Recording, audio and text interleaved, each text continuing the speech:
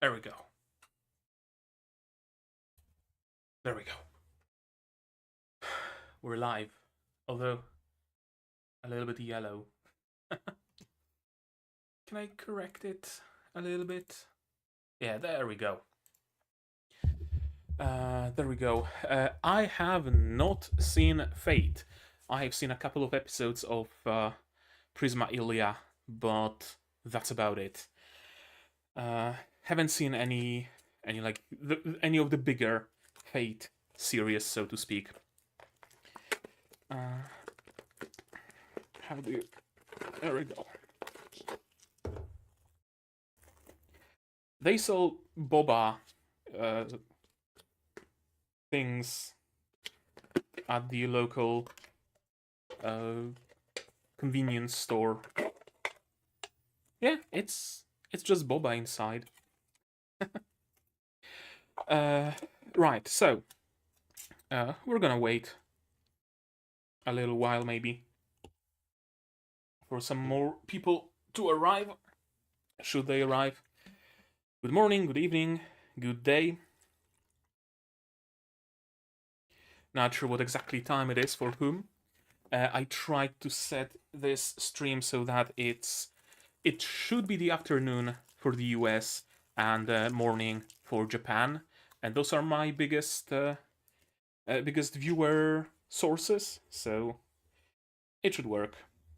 It's 11:36 in the night for me, so a little bit late, but whatever. And there we go. Convenience store boba. Yep, that's the exact hour for me as well. Well, 6 minutes. Plus 6 minutes. Why this weird different time? Let's maybe start with that. Weird different time. I usually do the seasonal streams on weekends, but the previous weekend was, New Year's Eve and New Year's, so it didn't really work out that well.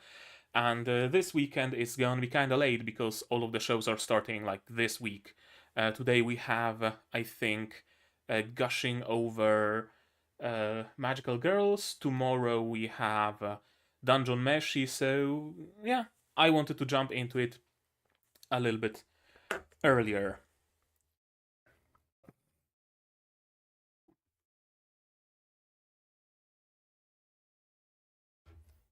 Okay. So do I have... No, I don't have the source. Browse... No, not browser.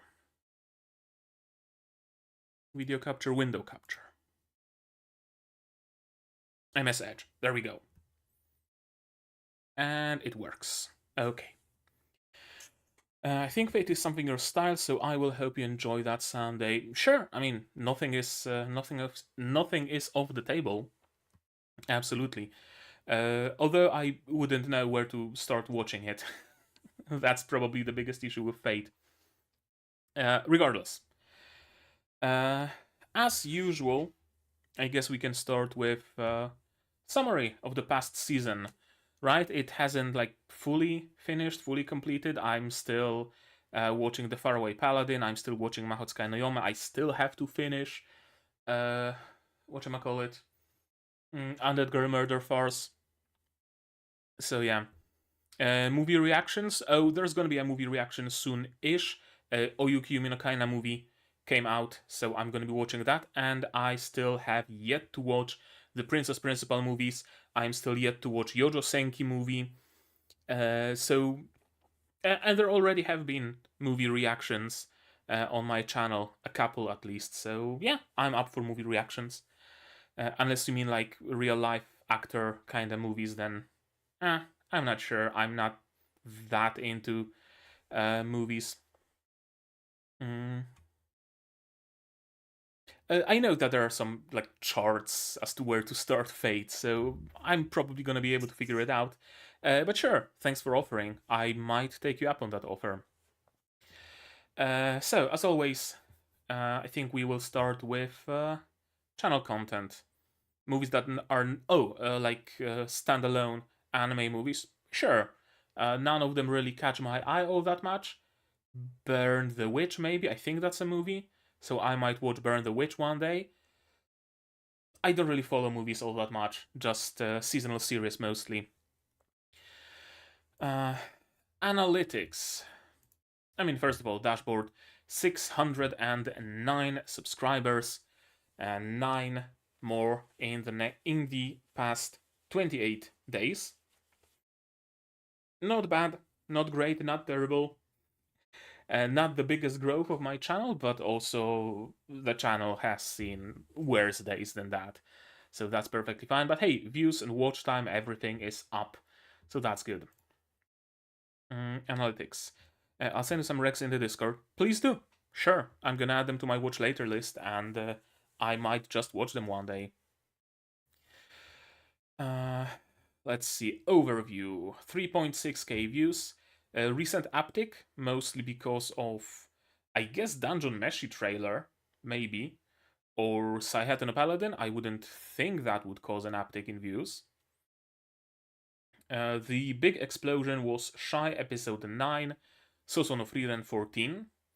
Frieren is really doing... It's one of my best doing series, I think. Faraway Paladin is 45 views, Shangri-La 56, and then we have Frieren 75. Although Shield Hero Finale 90 views, that wasn't bad either. Shangri-La Frontier episode 11. This, I don't know why it was so popular, but it was popular. Apparently, 235 views. Maybe I should do this so you see it better. And Frieren episode 14. Oh, okay, so I guess my views just kind of started dropping a little bit. Yeah, Shangri-La hasn't come out recently, Frieren hasn't come out recently. Okay, understandable. Regardless. Channel analytics. The fucking sticky pop-up. Top content in, I would like, last 90 days, 3 months, a season. Ancient Magus Bride is going places, so do catch up. It's actually really good. Madoka Magica Rebellion, of course, movie did the best. Who would have thunk? To the surprise of absolutely no one. Sousou no Frieren episode 10, Shangri-La Frieren, Shangri-La Frieren, Shy episode 1 did surprisingly well, honestly. And Rising of the Shield Hero, season 3 episode 1 as well. Some really, really high view videos this season. I read the Shangri-La manga and I can say the battle with the boss, it will be amazing. Oh, I have no doubt. I have no doubt. They have shown us some really good battles, so I have no doubt it is gonna be amazing. Also, for the 3 months, I've earned 15 Polish zloty from my YouTube memberships. That's like, what, $2? Something thereabouts. So whoever is a member of the channel on YouTube, thank you. Thank you very much. 3 more months and I will be able to pay it out, I think. Something around that. Watch time. What? No, I don't need no help. Watch time kind of dropping. It was the biggest. Again, early in the season, the views, the watch time is the highest, and as the season progresses, they drop. People start dropping the series or whatever. Did you already see Mahoutsukai trailer? It's from Fate Universe, but you can see the movie without knowing anything about Fate. No, I have not seen anything of Fate. And there we go. Here's our channel member. Hello, Ishtamu. Welcome to the stream. Subscribers. 45 new subscribers this season. Not bad, I dare say. This season was when I broke through 600 subs, so slowly but surely working my way towards that silver button. Eventually. Eventually. What's next? Content. Let's see. Playlist analysis. Okay. Views, impressions. Recently, YouTube started recommending my videos more. Apparently, I don't know why. Click-through rate, relatively stable. View duration also relatively, whatever, stable, fairly stable. So that's good to see. Most uh, persistently viewed content, of course, oddly, Saihate no Paladin season 2, episode 1, Magia record. Yeah, there's a lot of views and not a lot of drop off. Shangri-La, episode 11. What happened at this timestamp in episode 11? I don't know. Probably some big battle or something, or a big reveal, or whatever of the sort that people just kept rewatching. Frieren is having really nice retention. Huge uptick here. Again, episode 14. What the hell happened at this timestamp? Overall, the curve of those episodes looks predictable, except those big, huge spikes that happen on Frieren and other shows. But yeah, as usual, people mostly watch the reaction and they don't care that much about the discussion. Most found videos from YouTube search, of course, as always, that hasn't changed. Browse features, suggested videos, playlists, channel pages, and others. Externally, from Google search, mostly a little bit from Reddit. So, hey, you see that it works. Sharing my content works because 5% of the traffic comes from some of you sharing my content on Reddit. And a little bit from Patreon, that's the early access to Magia Record, and from Discord, because I post my videos there as well. YouTube search, Frieren, Madoka Magica, Shangri-La, Madoka. To the surprise of nobody. The algorithm works in mysterious ways. That it does. It absolutely does. Suggested videos. Reaction mashups, again, to the surprise of absolutely nobody. My own video, I think. Yeah, my own video. Another mashup. And more of my own videos. Playlists. So people mostly binge Madoka Magica, Frieren, Magia Record, Review Starlight. All this time after Review Starlight, after I finished watching Review Starlight, people still watch it this much. And Princess Principal, which is super surprising to me, because Princess Principal was always this like niche series to me. Not many people talk about it, not many people know about it, and yet there it is. People watch this playlist a lot for some reason. Mm-hmm. What else do we have? Top moments. Magia record. Frieren. Spikes, well, we know that biggest spikes are in Frieren. And also, Madoka Magica had some. Shangri-La Frontier. Next tab. Oh, right, playlists. Madoka Magica, Frieren, Review Starlight again, Magia Record, Princess Principal. Yeah, Review Starlight is great. I really did enjoy it. Audience. Returning viewers, 1.2k. Nice. Whatchamacallit? Nice, like, amount of returning to new viewers. Channel is still getting new viewers. That's good. A lot of unique viewers. 45 subscribers, we already knew that. And you guys are watching Awake Productions, Boldcast, Semblance of Sanity, Freshest Anime, 2 cents.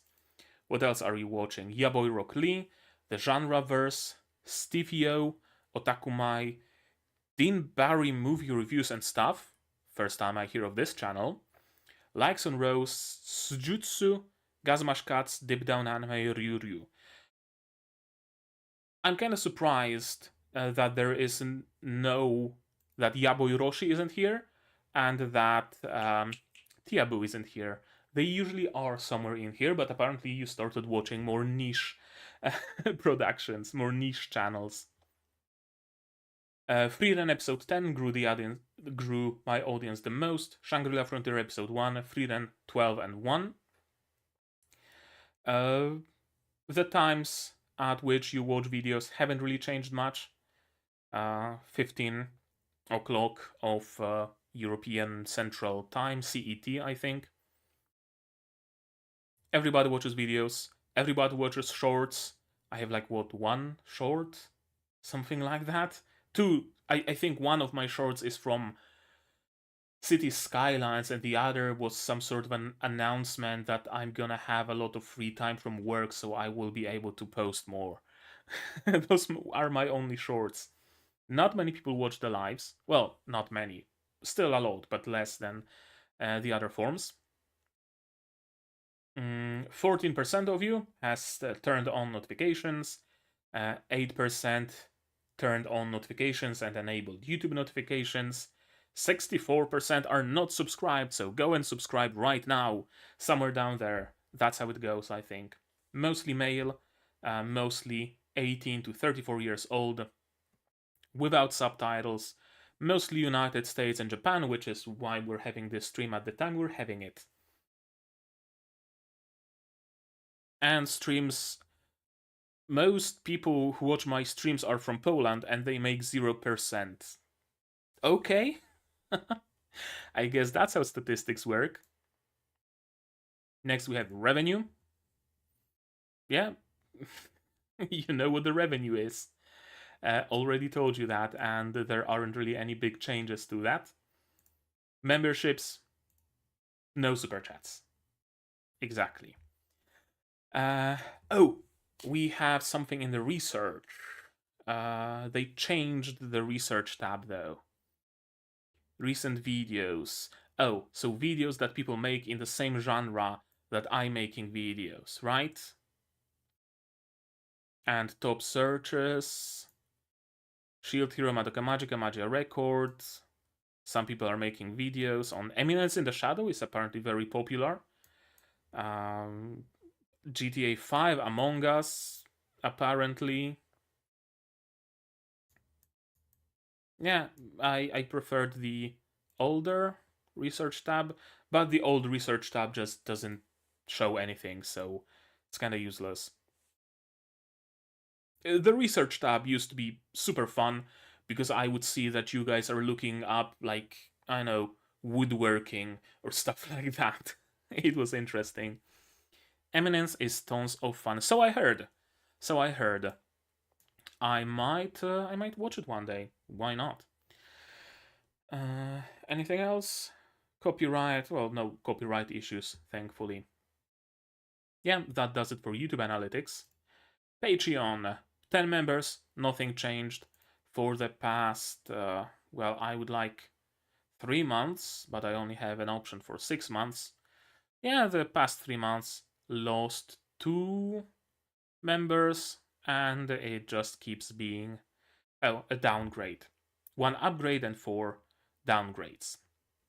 Total 16 members, 10 paid, $48 a month. That's what I'm making. Earnings halved. Yeah, less than halved.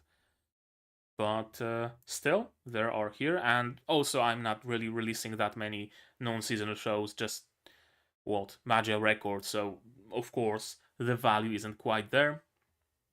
I think that does it for the Patreon. I would like to avoid showing you people's emails and stuff, so let's stop it here.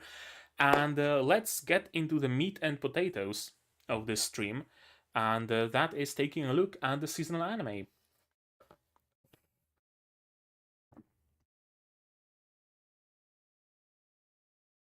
As always, as since recently, I'm going to be using my own site, seasons.ngs.cc, because I have good control over how it is, how it looks, and it just works the best for me. First, solo leveling. Right? Winter 2024, that's it. Yeah, Dungeon Mesh. Yeah, that's the correct season. Solo leveling. It's based on the manhwa. Critically acclaimed manhwa, I know that much. I'm not sure, honestly. Like, I heard it's good, I've read a couple of chapters, but it just kind of became stale.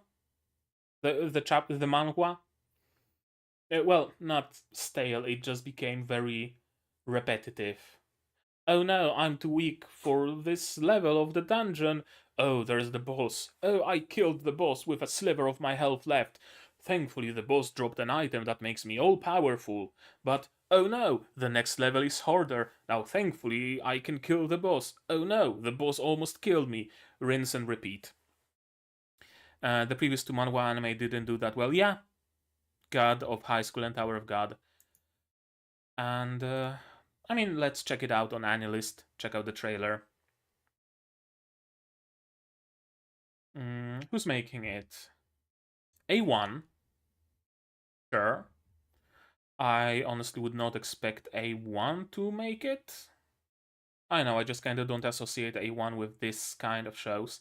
And they are also making Mashal at the same time. The same season, actually. Interesting how that's gonna work. They're also making Fate, Nier, SAO, Licoreko. We know A1. Let's see the trailer. In this tiny little window. Hopefully it doesn't get flagged by anything. Okay, the animation isn't bad. The art is definitely Japanified, so to speak. It doesn't really look like a manhwa. Also has that weird like prison school vibe to it. Prison school shading. Kinda sorta.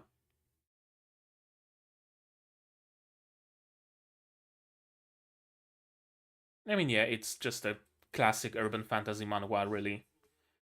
I mean, I say classic, but it basically like started or popularized the genre, kind of like SAO popularized the whole stuck in a video game. There were games anime before SAO, but SAO kind of popularized it.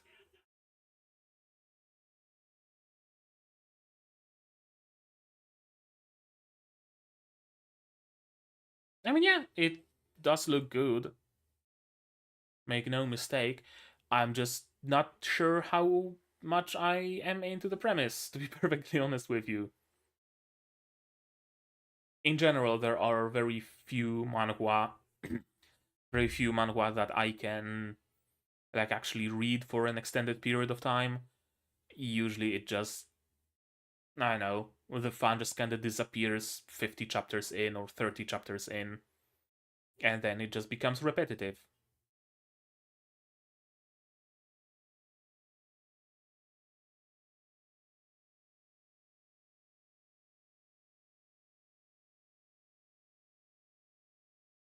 Yeah, sure.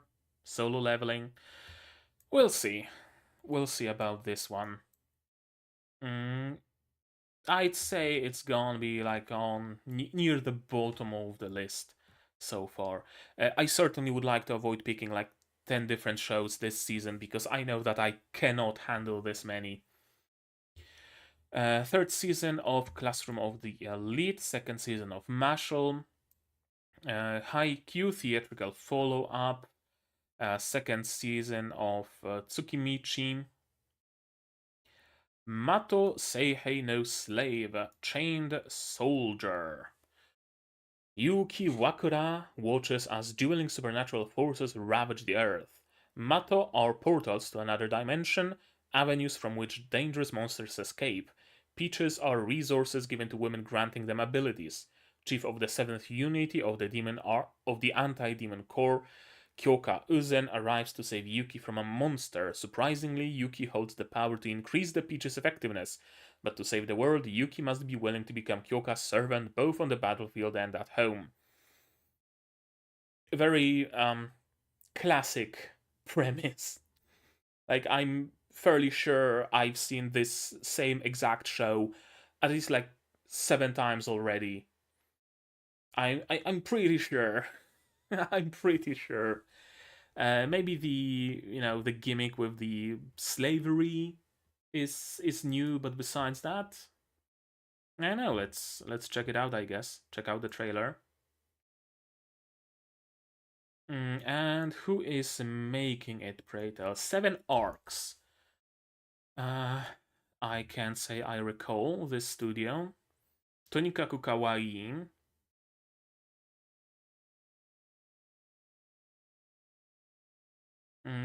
I only recognize Tonikaku Kawaii. Trinity 7, okay.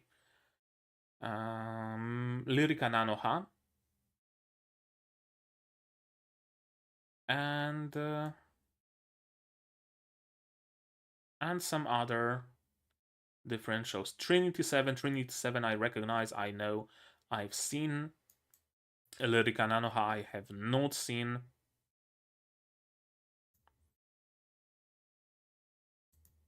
Alright, let's see the trailer. What are the tags? Action, adventure, drama, edgy, fantasy, romance, so I pretty much exactly know what it's going to be. Primarily female cast, of course, superpower, female harem, nudity, shonen, demons, CGI at 72%. That's a lot. Love triangle, classic. Classic, like early 2000s anime.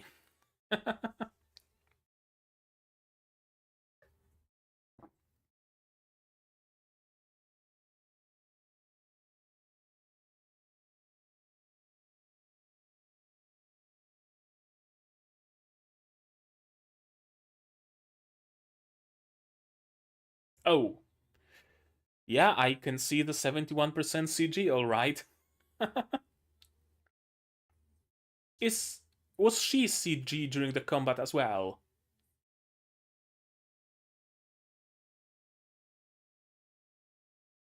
Okay, sure.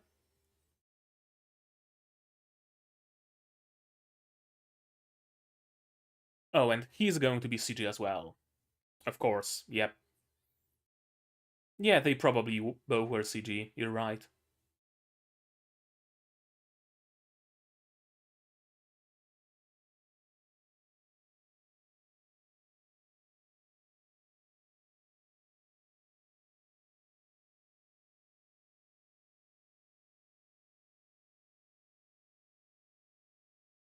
I would totally watch it in 2007. I would totally watch it in those like early 2000s. Absolutely. This would be like anime of the year. Now, I'm not I'm honestly not sure if I'm all that interested in it. Unless the story is like, I don't know, completely mind-blowing or something, then I think this is going to be a skip, to be perfectly honest with you. I think it's going to be a skip. Because it really seems like the plot is just this guy empowers those girls, and so those girls are fighting for this guy. And she is the de facto main heroine, and she controls him, and that's basically the gimmick. That's basically the show. So again, unless you guys tell me that it's like absolutely amazing, the source material, I think that's gonna be a skip. Next, Valpurgis no Kaiten. I don't really have to say whether I'm gonna be watching it or not, because of course I'm gonna be watching it whenever it comes out. I can see that the day and month are still unknown, but sometime in 2024, probably this season, would be nice. 100% I'm going to be watching it. If I miss the release, ping me on Discord or something, because I might miss the release and you guys might not. So do me a solid. Dungeon Meshi, I am going to be watching it again, 100%. Mm, as I said during the reaction to the trailer, I read the manga. Not all of it. I stopped reading it at some point, just, no real reason. I just kind of stopped. And it was a time ago, so I don't really remember much. I will gladly revisit this series in anime form. It's an amazing story, amazing characters, amazing world they've built. So if you are on the fence whether you should watch it or not, take my recommendation and watch it, because it's worth it. It's a really good story. And it's also by Trigger. And what's wrong with my throat? It's also Trigger. Yeah, it is by Trigger. And I was kind of surprised. Like, what? Trigger making a show that looks normal? That isn't stylized like Kill la Kill? It turns out it works. There is still some triggerisms in the animation. The animation is wacky at times and it works. I know, Trigger is just an amazing studio. Arts wise, yeah, it looks a little bit like Little Witch Academia, sure. Maybe not quite as cutesy as Little Witch Academia, and I think Little Witch Academia was also even a little bit more stylized into that like Trigger side than Dungeon Meshi. The art style in this anime is actually surprisingly close to the manga. Some of the scenes just look like they've been taken from the manga and colored. I like Trigger as well. That's why I was super stoked that it's Trigger making it. What is still on tags? Dungeon 100%, food 100%. Checks out. Just for the formality's sake. When young adventurer Laios and his company are attacked and soundly trashed by a dragon deep in dungeon, the party loses all its money and provisions, and a member. They're eager to go back and save her, but there is just one problem. If they set out with no food or coin to speak of, they're sure to starve on the way. But Laios comes up with a brilliant idea. Let's eat the monsters. Slimes, basilisks, and even dragons. None are safe from the appetites of these dungeon-crawling gourmets. It's great. It's an amazing premise. What is unknown, though, is how is it going to be releasing? Is it going to be weekly? I heard voices that it's going to be weekly, but I also heard voices that it's just going to be dumped by Netflix all at once and do what you want with it. I'd rather they don't do that, because if so, then any discussion will just evaporate after a week. It's a simuldub. Netflix way is all at once. They don't release every single anime all at once. They tend to do that, but there have been some series that I don't recall right now that have actually been released piecemeal on a weekly basis. So I guess we'll have to wait and see. 1 day and 14 hours. Next. Actually.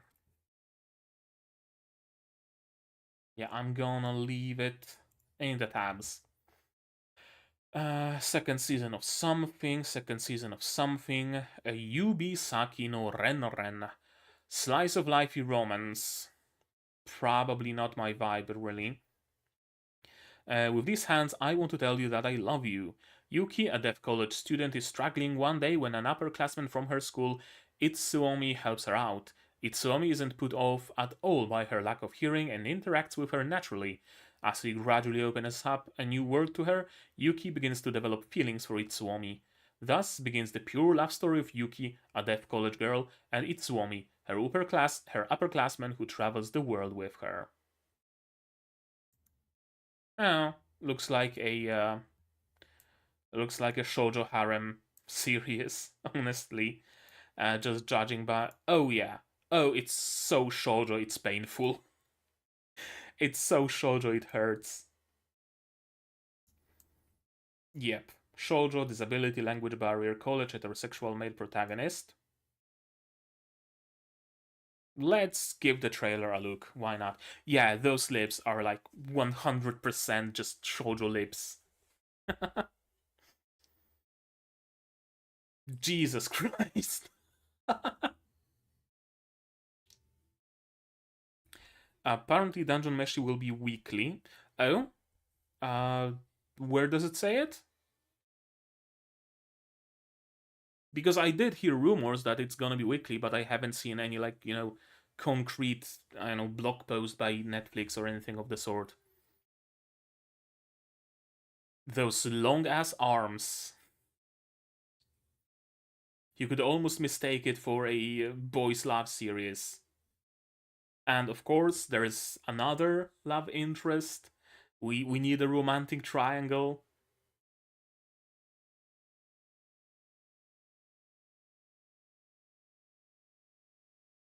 Or a quadru square, romantic square. That also works. Yeah, nah, that's a skip. I'm not into shoujo. Aono Exorcist, Shimane Illuminati Hen, another TV anime of Aono Exorcist. Uh, Aono Exorcist is it's kind of crazy. In that I watched first season of Aono Exorcist pretty sure in the early 2000s, and then I just kind of forgot about it. And then suddenly, semi recently, second season came out, and now apparently a third season is also coming out. Did someone like dust off the old tapes and figured, oh, we can do that. We can do a second season to that. Yeah, I'm really surprised it's still going on. I watched ANN's official Winter 2024 trailer reaction stream and heard someone mention that it will be weekly. Okay, if so, that's actually gonna be great. That's actually gonna be great. Second season of Shin no Nakama. Dosako gal wa na maremen koi. Hokkaido gals are super adorable. Oh, Gyaru, you say no more. Comedy romance slice of life. Snowflakes aren't the only things dropping in Hokkaido, so are Jaws. Thanks to the super adorable gals who are turning the icy north into a hotbed of fashion and fun. Brace yourself for a winter storm of loves, love, and killer outfits as these gals prove that being cute is an all-season affair. Here, Frostbite meets Fashionista. Okay, seems interesting. Seems interesting from premise alone. Studio Blade and Silver Inc. Can say I'm familiar with them. Studio Blade. Oh, level 1 Mao. Saiki ni Atotta Maid. Climbing Girls. What else? On Myoji. Cheating Craft. And then we have Silver Link, who made Mao Gakuin, Tiermun Teikoku, Masamune-kun no Revenge, Otome. This one also worked on level 1 Mao, also the Maid, Otome Game, Jahi-sama. Yeah, you can probably figure out fairly well what kind of a show it's going to be. I'm interested in the premise though. Gyaru is thumbs up.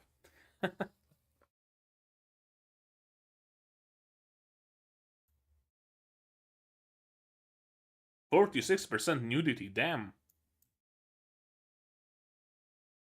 Let's see it. Let's see the trailer.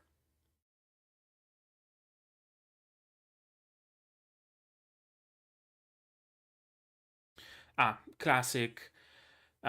Transferring to another school in bumfuck nowhere and changing the life. Yep, of course, he transfers from Tokyo.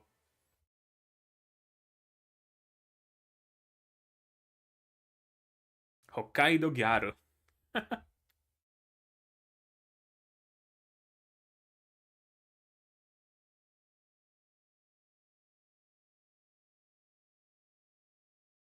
And here's the second member of the harem. And here's the third one. But we know who's the main girl gonna be, of course.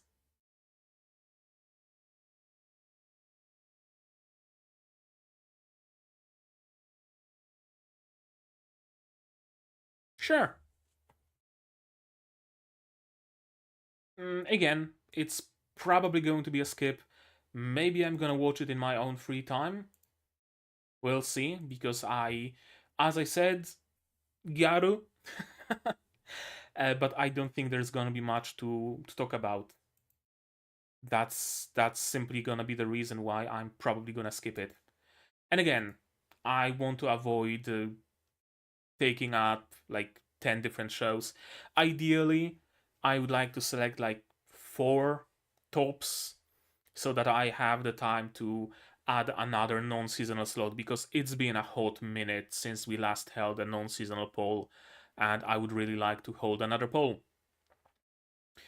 I should maybe consider Apothecary Diaries. I intended to watch it, actually. I intended to watch it, but I simply ran out of time in a week. Which is, again, why I'm hoping to not pick too many shows this season, so that I can maybe watch Apothecary Diaries. Sure, absolutely. I I intended to watch Ragna Crimson. I intended to watch Undead Unluck, and they just kinda slipped between my fingers. Uh, Mahoto Yaju. Action adventure, drama, fantasy, The Witch and the Beast. It all started with the 17 origins whose powers were passed down to individuals who still exist around the world today. A man carrying a coffin and a girl with the eyes of a beast appear in a town. The girl was once cursed by a witch and now searches for her in order to undo the curse. Is the witch who appears before them in the quarry they've been searching for? And how can the curse be undone? The quest for revenge against an evil witch begins, rolling with the beast captures when the beast captures the witch. This magnificent and intense dark fantasy begins now. Let's give it a look. Sure. Let's see. Source is manga, action, adventure, drama, fantasy, witch, female protagonist, magic, urban fantasy, urban, seinen, gore. Spoiler tags, not gonna uncover them. And the studio Yokohama Animation Lab. Rings a bell. Rings a bell. What have they made that I would recognize? Tensai Oji, Getsuyobi no Tawawa, Miru Thais. Yeah, that's why it rings a bell.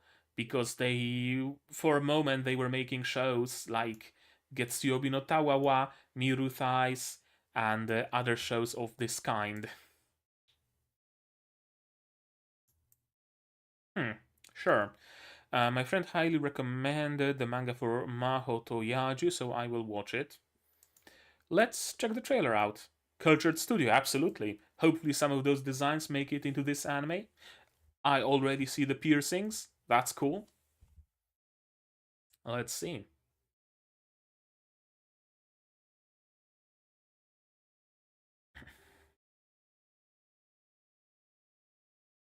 It's a seinen, isn't it? It doesn't say. But I think it's a seinen.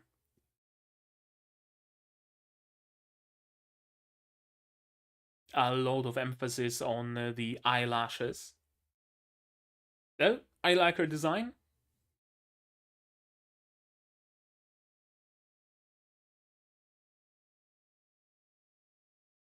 Majo, not Maho. Majo is the pronunciation. Okay.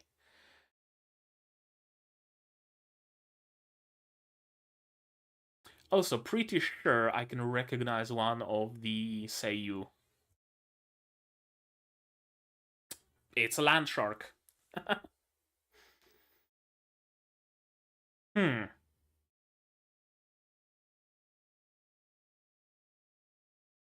It does look interesting.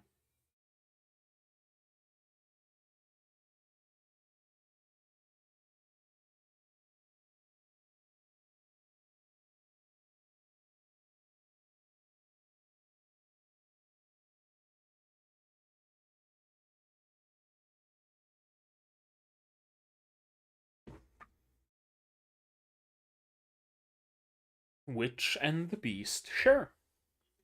I might actually give it a watch. 8 days, plenty of time.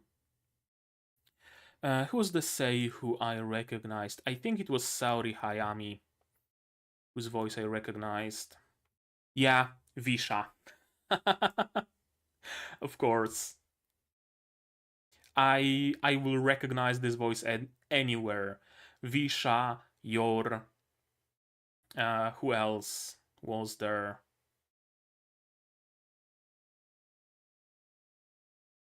I mostly recognize her as Visha though.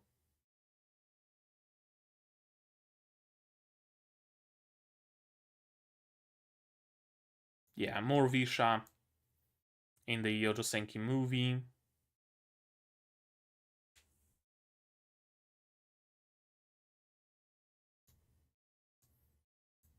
Fubuki from One Punch Man, of course. And Yumeko from Kakegurui. Yep, I will recognize her voice anywhere. She's kind of like the opposite of Aoi Yuki, where Aoi Yuki, I just see that, oh shit, it's Aoi Yuki voicing that character. I never would have thought. She's kind of the opposite, but in a good way. I really like her voice, so it works. Yeah, Majo to Yaju seems interesting. And next we have Metallic Rook. Oh, this is also very interesting. Action Mecha. It's a mecha show. It's an anime original by Studio Bones, and apparently, supposedly rather, it has some Yuri undertones as well, if not just being straight up Yuri. We don't know because it's anime original. There's no source material to base our theories on. I'm probably gonna watch it. Takes place in a world where humans and androids coexist. The story follows Rouge, an android girl who is on a mission on Mars with her partner Naomi. The mission is to murder 9 artificial humans who are hostile to the government. And it is by Studio, as I said, Studio Bones, who also made Boku no Hero Academia, who also made Bungo Stray Dogs, Mob Psycho, Vanitas no Carte, Skate, more Boku no Hero Academia, Caroline's Tuesday, Kekkai Sensen. They have some good shows in their portfolio. Is there a trailer? There is a trailer, so let's check it out. But action mecha sci-fi, henshin, female protagonist, superpower, tokusatsu, tan skin, artificial intelligence. Yeah, let's give the trailer a watch, but I'm probably gonna watch it.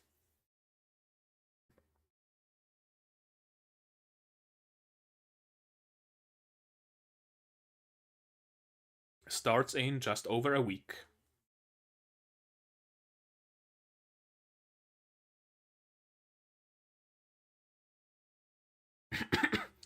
I learned of it from just um, just the main art, promo art. Someone posted on Reddit, I think. So I haven't seen the trailer. The trailer is completely new to me. Here's the henshin, as promised.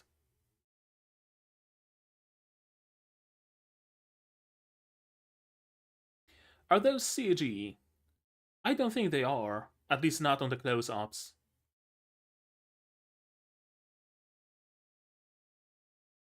Maybe they are, but they don't look like it. So hey, that's fine.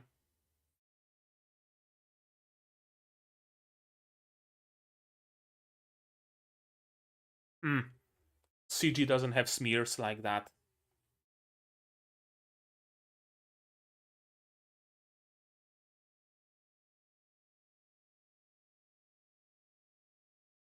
Yeah, I'm gonna watch it.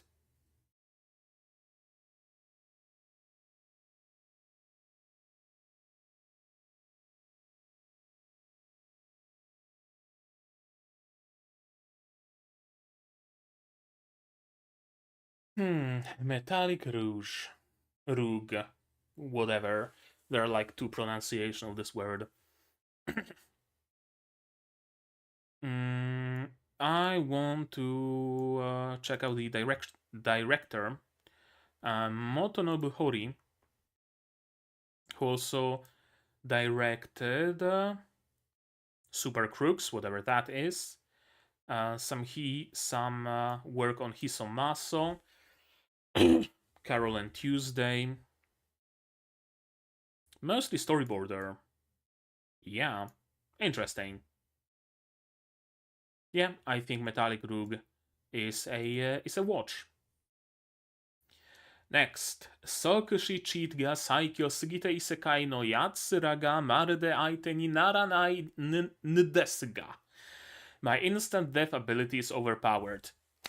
Who would have thought? Action, adventure, comedy, fantasy, probably isekai as well. Yogiri Takato missed out on a few things while napping during a school trip, mainly how his entire class got transported to another world, and how a curious sage gave everyone special powers. When Yogiri wakes up, he and classmate Tomochika Danora must defend themselves against the dragon. Out of options, Yogiri reluctantly agrees to team up with Tomochika and fend off danger with his instant death ability, if he can keep his eyes open, that is. So it's like he can use instant death ability, but he also instantly goes to sleep or something. Probably. Studio Okuruto Noboru. First time I hear of this studio. Okay, some Neptunia animations.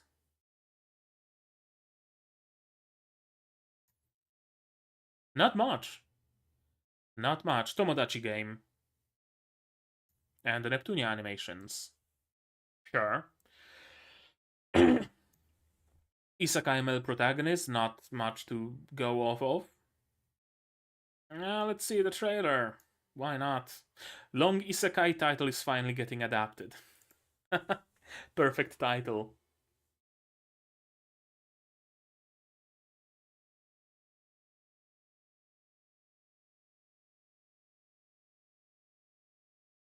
Okay, so he's a child and it's an underground facility. Oh, what? Am I watching the correct trailer? I thought it's gonna be a sci-fi isekai thing. Or is it that he, like, was experimented on in the real world, got the instant death ability there, and got transported to this world? They figured, oh, you don't have any abilities, but it turns out that he brought an instant death ability from his real world. Could be something like that. I'm probably giving this one a single episode just because of the twist. Yeah, I wonder what the twist actually is. I wonder if my theory is correct or is it something else.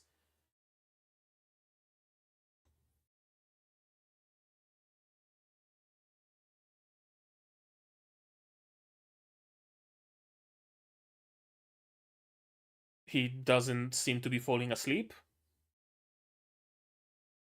So not sure what was that bit about. If he can keep his eyes open in the description.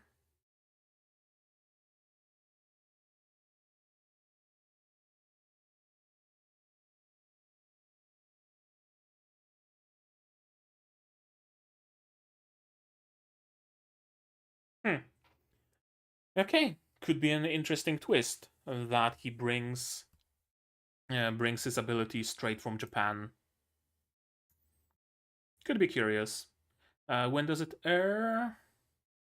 1 day and 16 hours. I think I'm gonna wait for people's opinions. If anything, it's gonna be like a fairly low. What I? What do you mean? What is that edge? What the fuck is this supposed to be? Okay, well, I guess it's gone now.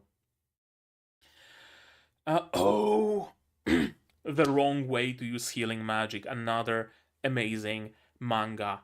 Highly recommend it.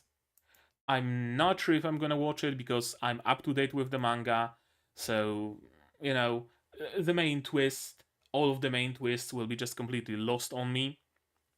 But if you're on the fence, if you're wondering whether you should watch it or not, you should.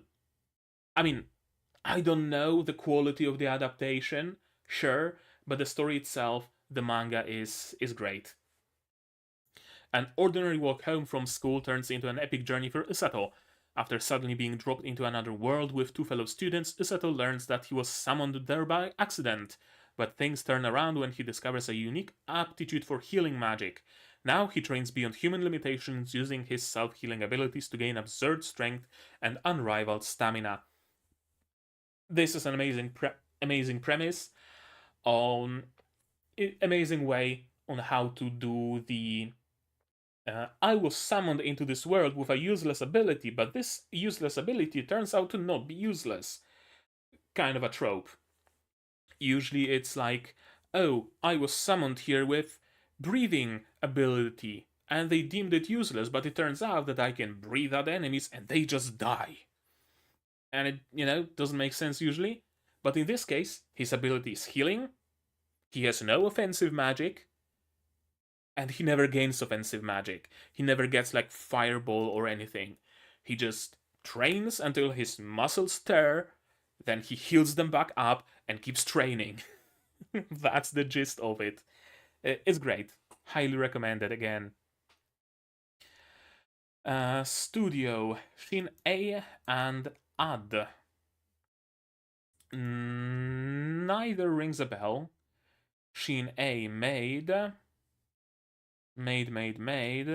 Boku no Kokoro no Yabai Yatsu, one of the shows made on the wave of popularity of Nagatoro-san. Some, I know, children anime. And, yeah, I guess mostly Crayon Shinchan and some Doraemon. That would probably be what they are most known for. Takagi-san, more Takagi-san, more Takagi-san. Kaito Joker! Wait, Kaito Joker too? Oh, I guess it's different Kaito Joker, because I remember watching Kaito Joker, but it was... No, it was Kaito Joker 1999 or something like that. Denkigai no Honya-san, also very good show. I really liked it when it was airing. Tonari no Seki-kun, also really good show, also highly recommended. So they've made some good shows. What? Lilo and Stitch anime? Okay. More Lilo and Stitch anime. Sure. Why not? More Lilo and Stitch anime.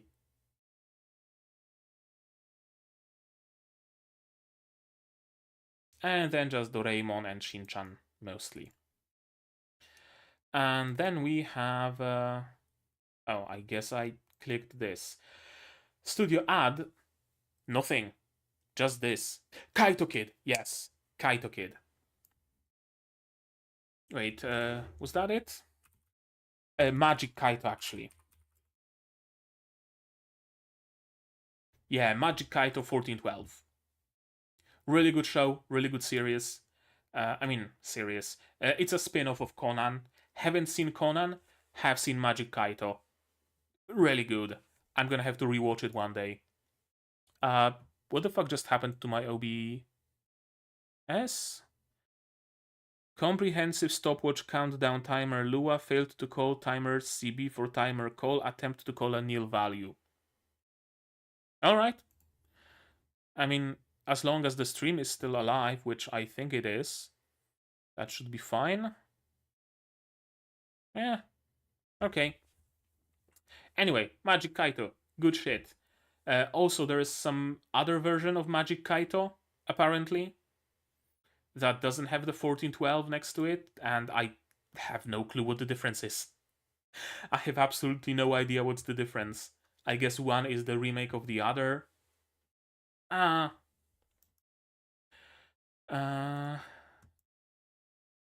yeah, this is good. This is very, very good. Let's watch the trailer.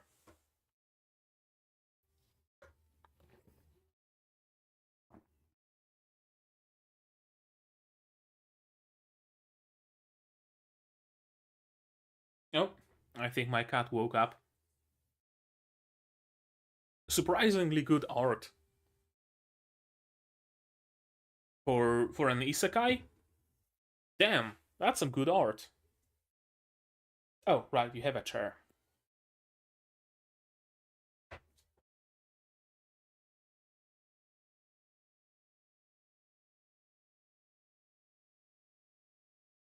Yep.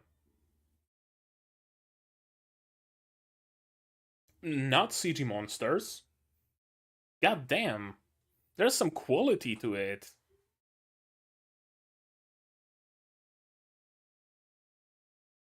Yeah, King not being an ass is actually a twist. And I don't think any of the kings that we meet in the anime is actually an ass, which is even bigger of a twist.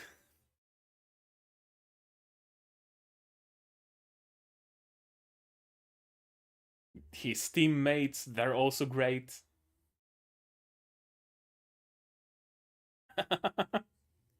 It's great. Uh, Fuck it, I might actually watch it if there is enough time. I mean, I know what's gonna happen, but or maybe I'm not gonna react to it. I'm just gonna watch it on my spare time because it actually looks really good.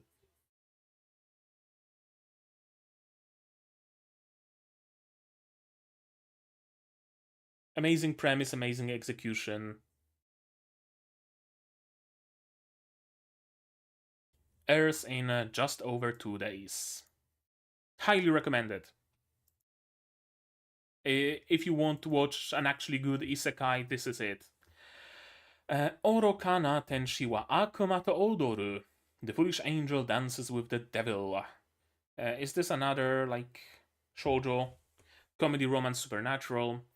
Masatora Akutsu, a demon on a recruitment mission is in a human high school, is drafting allies for hell against the heavenly angels. But when seated beside the captivating Lily Amane, he's in for a devilishly hilarious celestial surprise. Oh no, does she turn out to be an angel? Probably. Probably. Demon's Angel Seinen. Seinen? Okay. Sure. You got me by surprise here. Not what I wanted to click. I wanted to click the studio. Children Playground Entertainment. Yeah, Seinen. Supposedly. Apparently. Children Playground Entertainment, Saihate no Paladin. And nothing really more. This one, whatever this is, I guess I have it on a watch later list. Okay. Hatena Illusion, whatever that is. Not many shows to their name. How is it a seinen though? How is it a seinen? Oh, probably a lot of like subtext.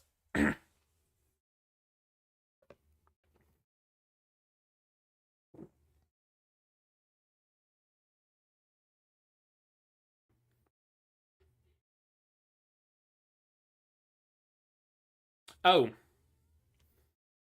oh, it's just uh it's just whatchamacallit. Fuck. Love is war, but angel and demon. Yeah. That's just love at war, but demons and angels.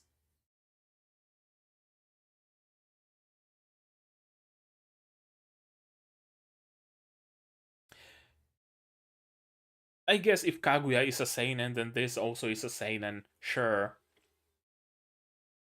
Because it basically seems like fantasy version of Kaguya.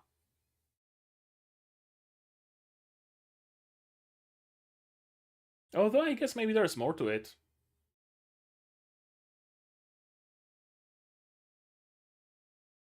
Ah, forbidden love between a demon and an angel, isn't it?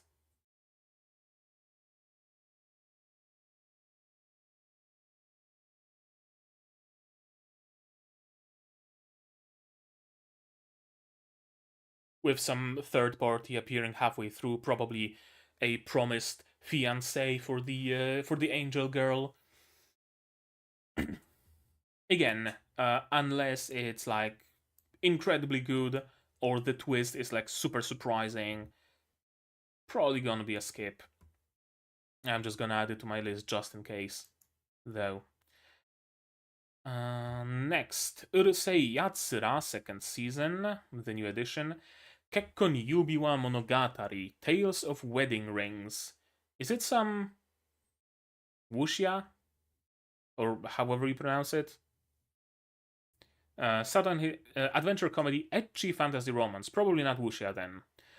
Sato and his best friend Hime have been together for as long as he can remember, so when she tells him she's going back to her homeworld to get married, his first thought is to follow her and crash her wedding. All goes according to plan, and with a kiss from Hime herself, Sato becomes the new groom. But unbeknownst to Sato, the man who marries Hime is destined to be a hero of immense power and save the world. Is Sato up to the challenge, or is this just too much responsibility for one high schooler to handle? Ah, let's take a deeper look. The Lord of Waifus, yeah, basically. Doesn't look like a shoujo.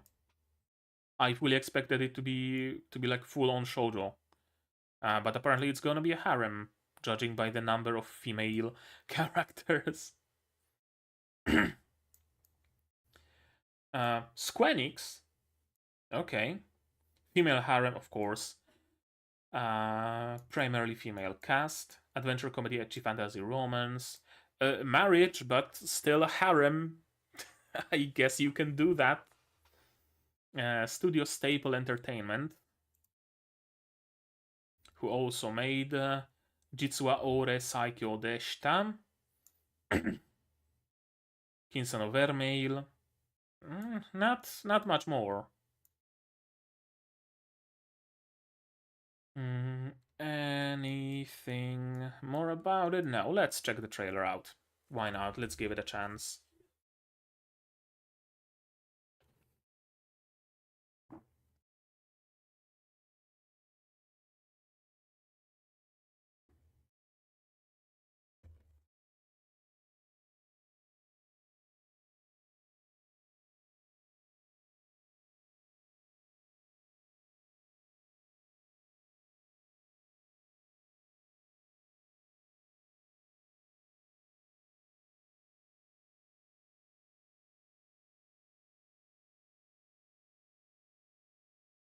Reverse Isekai turned Isekai. Okay, there's more rings and more waifus have them.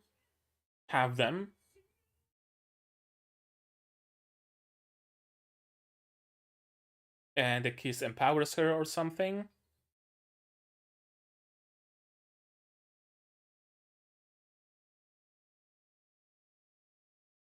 Yep, many more waifus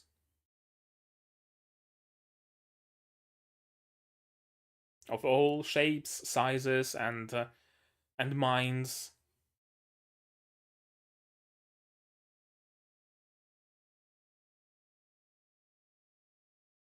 Could be interesting. Starts in 3 days. Could be interesting, but I'm gonna say it's gonna be fairly low priority. Hakuyaku Reijo level 99 Watashi wa urabos desu ga mao de wa arimasen. Oh, another villainous show. Villainous level 99, I may be the hidden boss, but I'm not the demon lord. Pretty sure I recognize this as a manga name? Maybe. Fantasy romance. This college kid wants nothing more than a quiet life, so when she's reborn as Yumiella, the hidden villainess of an Otome RPG, she's not exactly thrilled. Still yearning for peace, she abandons her evil duties to live a more discreet life, until her gamer side kicks in and she accidentally reaches level 99. Now everyone suspects that she's the infamous Demon Lord. What future awaits her? You're kinda late to the villainous craze. Oh, yeah. Here's the male harem. Is it a tag? No. Surprisingly enough, there's no harem. Fantasy romance. Studio Jumondo. Studio Jumondo, who also made Killer Mendokusai, Hoshino Samidare. Oh, okay, okay. So that's the kind of shows they've been making, huh? That's the kind of shows. Alright, understandable. Let's give the trailer a shot. Sure, why not? Might as well.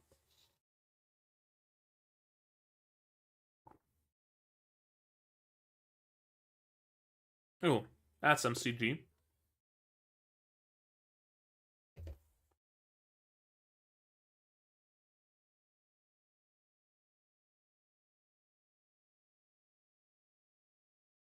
Darkness. Totally not darkness.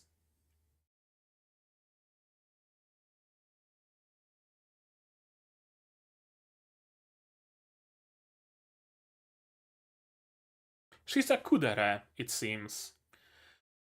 Kinda sorta interesting to have a kudere protagonist.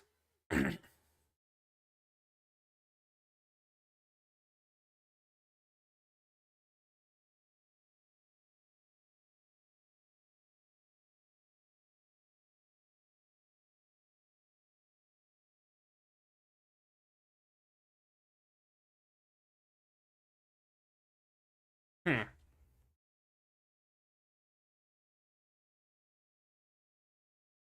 Could be interesting just from the premise alone.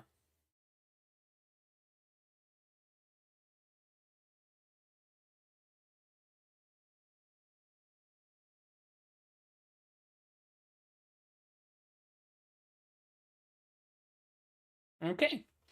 I'm not sure how the story is actually gonna look. How's it gonna progress? Is she going to actually have to defeat the Demon Lord or whatever?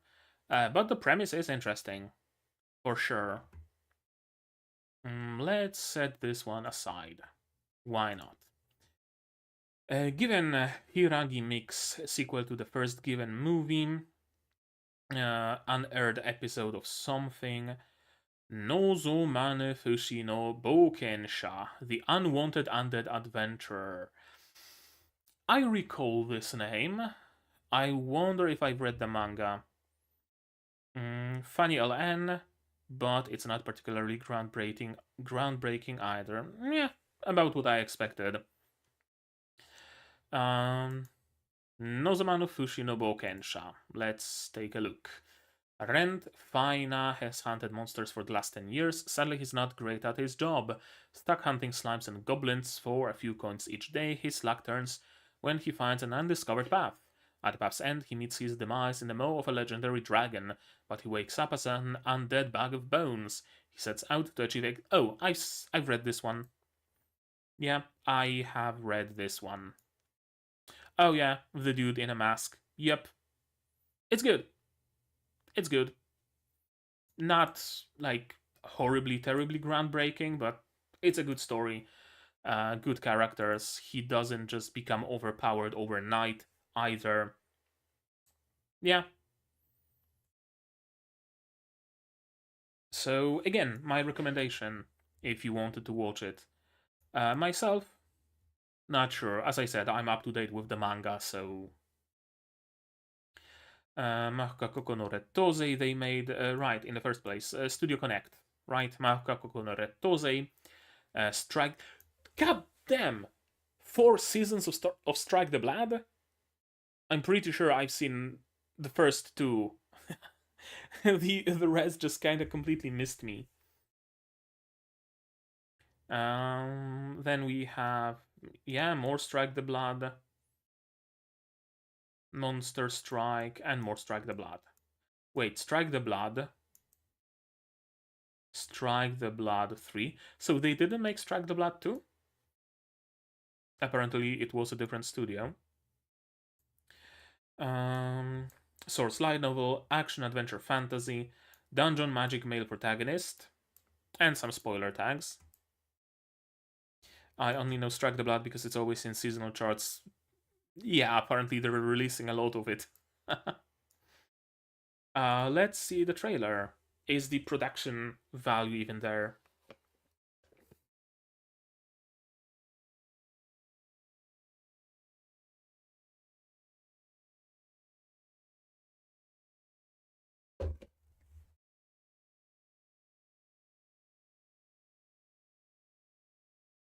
Not horrible CG.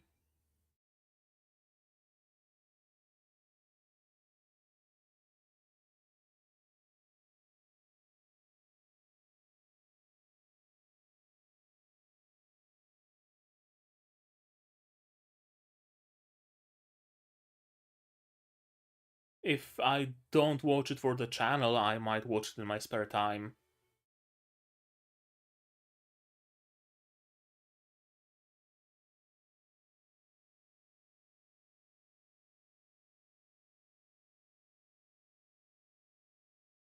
That's a lot of CG, unfortunately. But yeah, I guess it's easier to animate a CG skeleton than to draw him. Uh, Again, good show. If you good source material. How the adaptation will be, I have no way of knowing. But if you were on the fence, give it a glance, give it a look.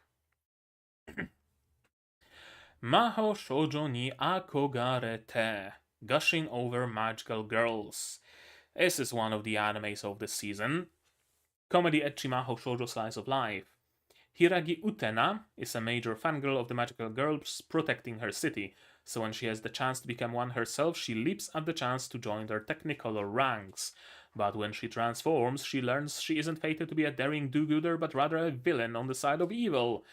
At first, she tries to quit her new gig as the leader of the local baddies, but she quickly realizes she enjoys it, and is a total natural at tormenting the magical girls she loves so much.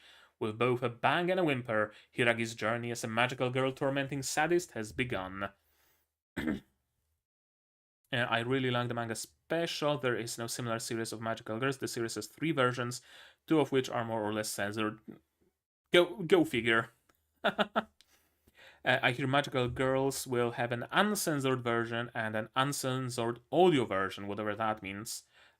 Probably more moans, I would assume. See, I would like to watch it because the premise alone is really interesting, but I'm not sure how lenient YouTube will be. Studio Asahi Production, who also made a Slime movie, I think, Ars no Kyoju, Those Frontline, Peach Boy Riverside,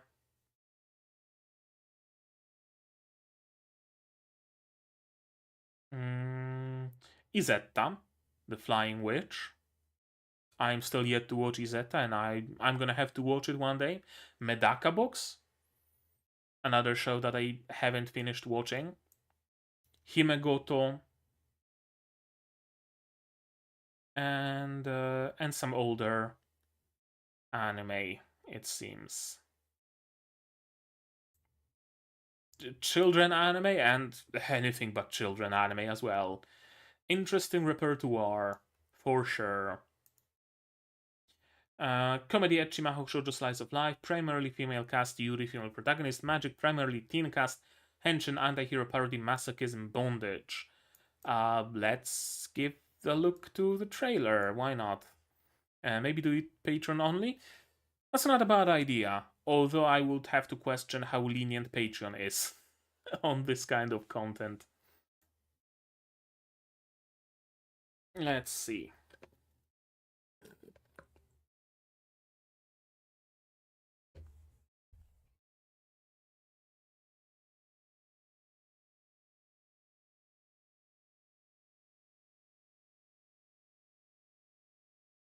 Oh, she's gushing over the magical girls, alright.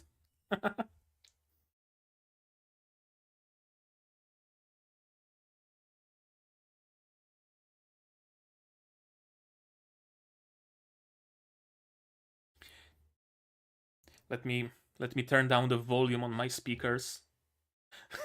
I wouldn't want my neighbors to think badly of me.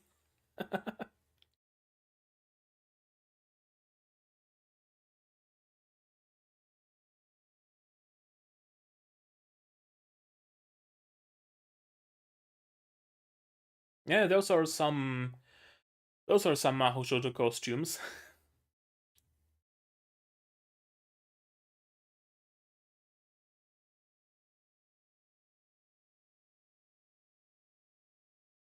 Hmm.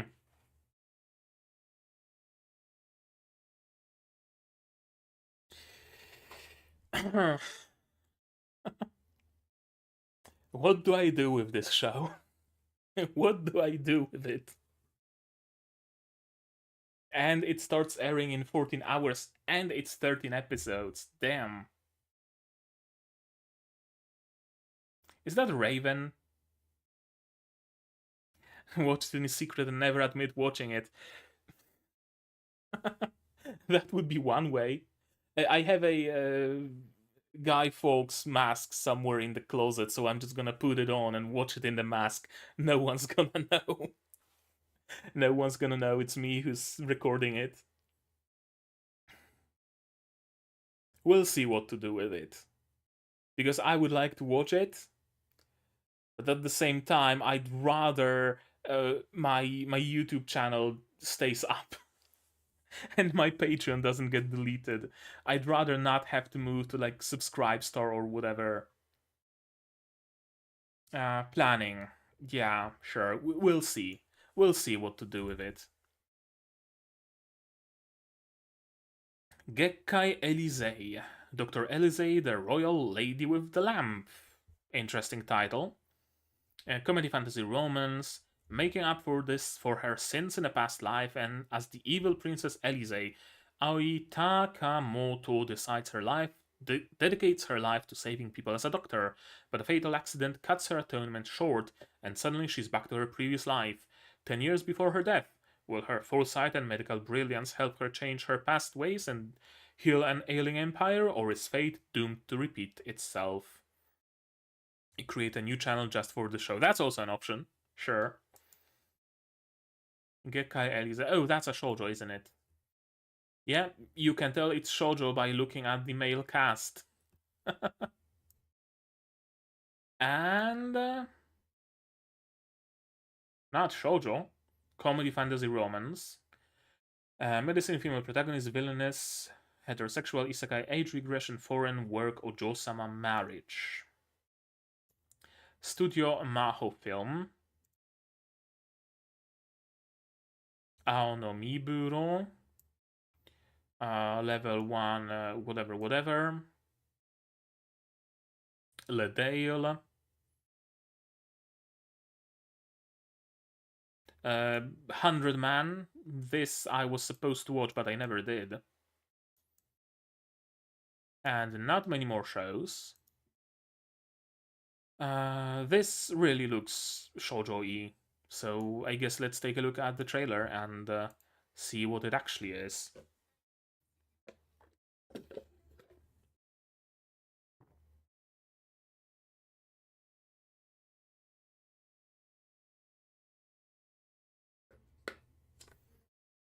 Okay, so she got isekai from fantasy world into modern world. Started working as a surgeon or a doctor. Then she crashed and got isekai back into the fantasy world. Right? Yep, apparently. Hmm.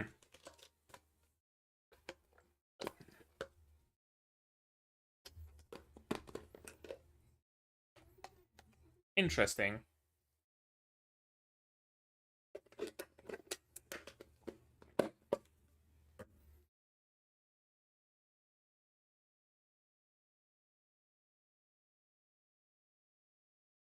Seems to be kinda sorta in the vein of like Apothecary Diaries, right? Main character, also a healer in one way or another.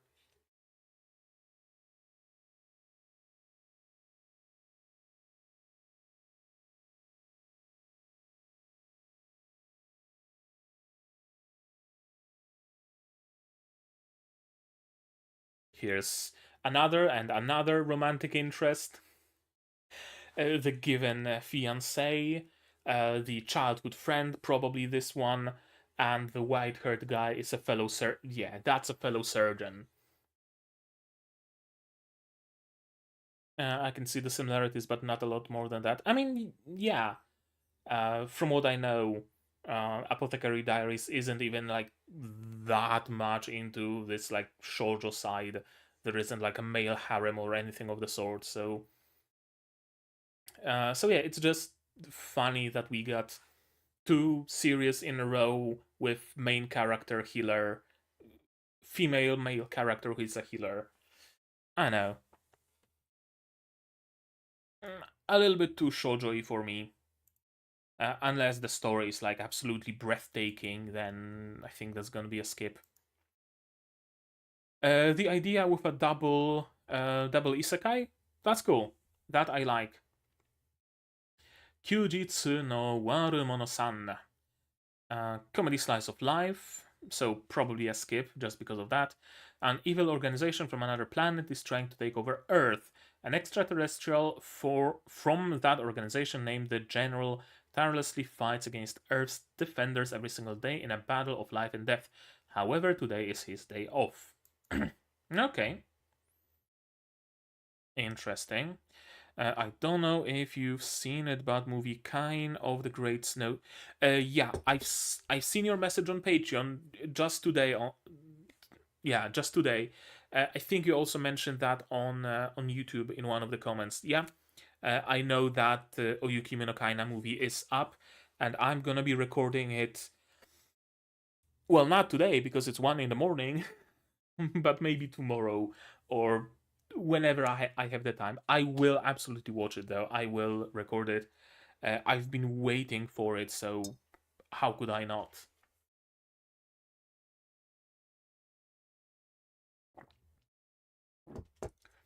Mm, let's see. Shin A and Synergy. In Spain, there's a YouTuber who the hentai stops directs, and his channel is alive. He only censored the import.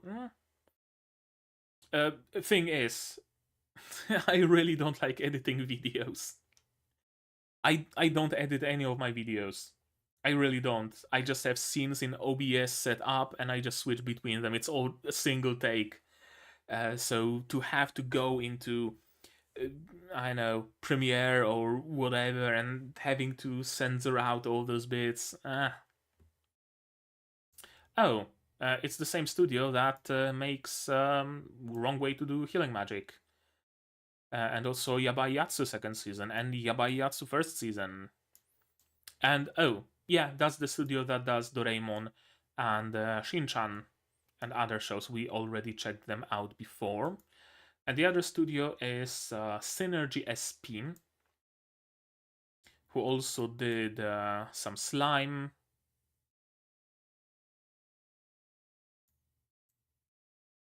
And nothing else that I would recognize. Unfortunately. Initial D, okay. Well, that I recognize. Haven't seen it, but I do recognize it. Let's check out the trailer, but it's probably gonna be a skip if it's just a comedy slice of life.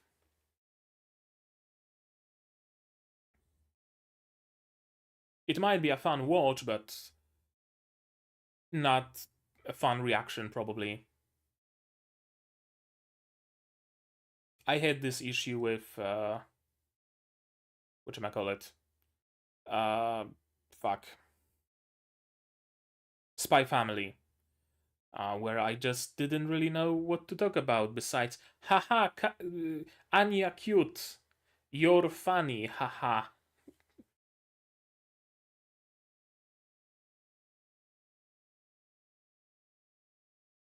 So yeah, this seems really fun, but probably not a good material for my channel.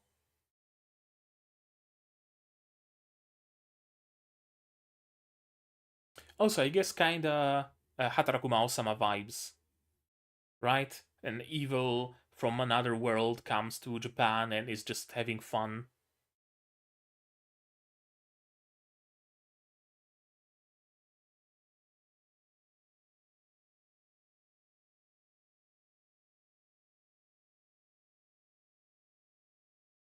Honestly, I have the impression if that it's much easier to get banned for copyright on YouTube than for erotic scenes.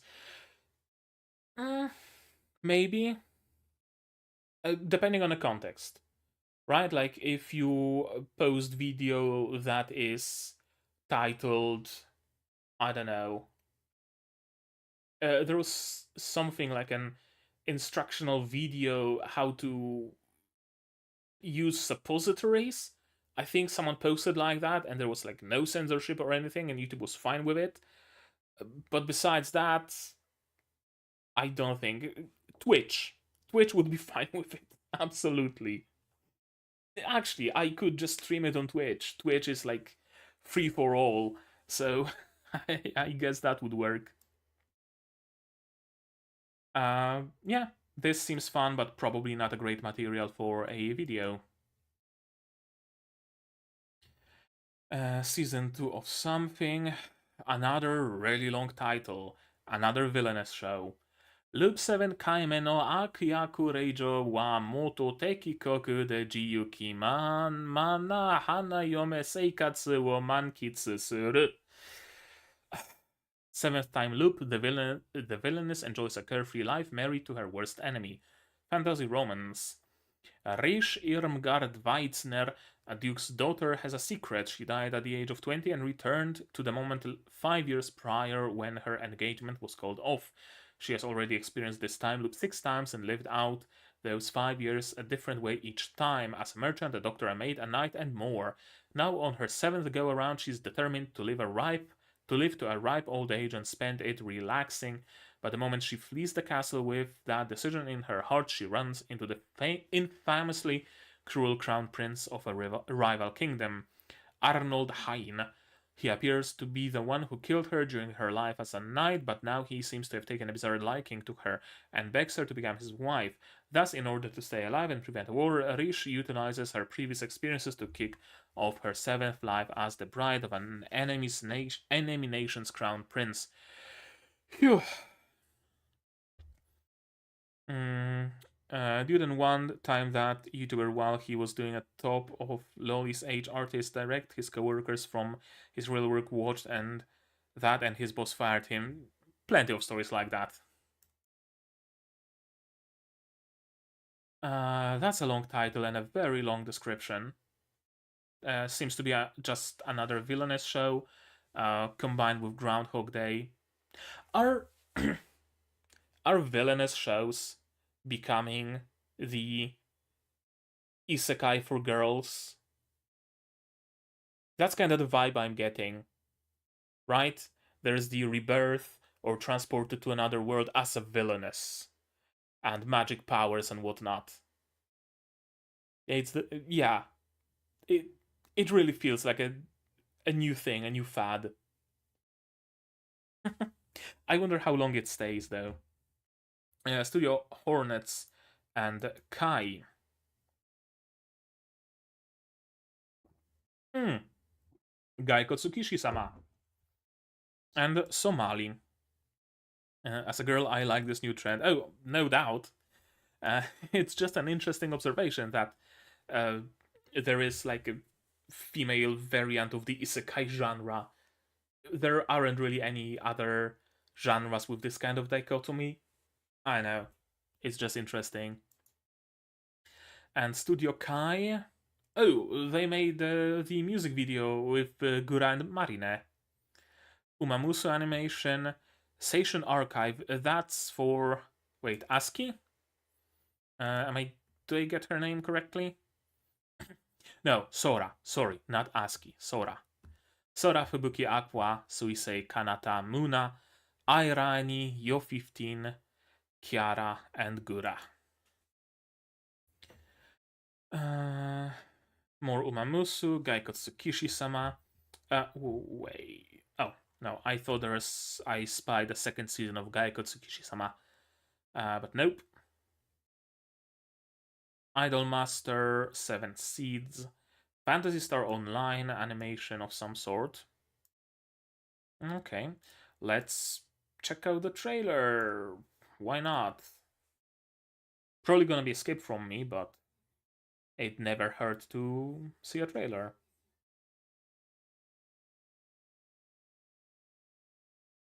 Yep, very shoujo art style.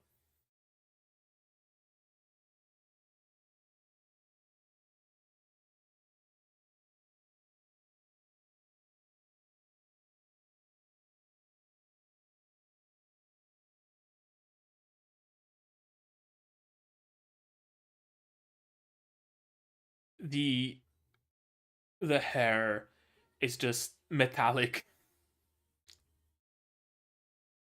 There's having some highlights in the hair, and there's just being metallic.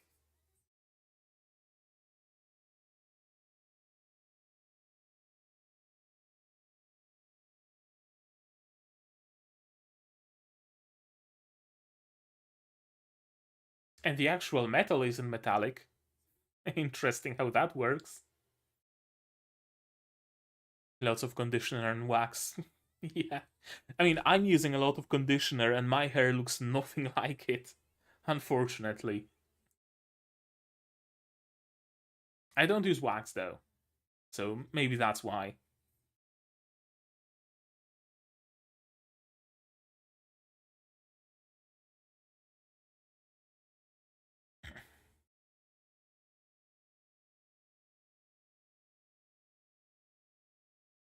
And is it shoujo? Has to be. Of course it is. Reincarnation, Ojo-sama, time manipulation, agriculture, economics, swordplay, kudere, medicine, politics, tomboy. And the spoiler is alchemy. Wow, I actually would be more surprised if she didn't know alchemy. And also the spoiler shows us that she does use some medicinal herbs, so... Eh. Seems interesting, but probably a skip. Next.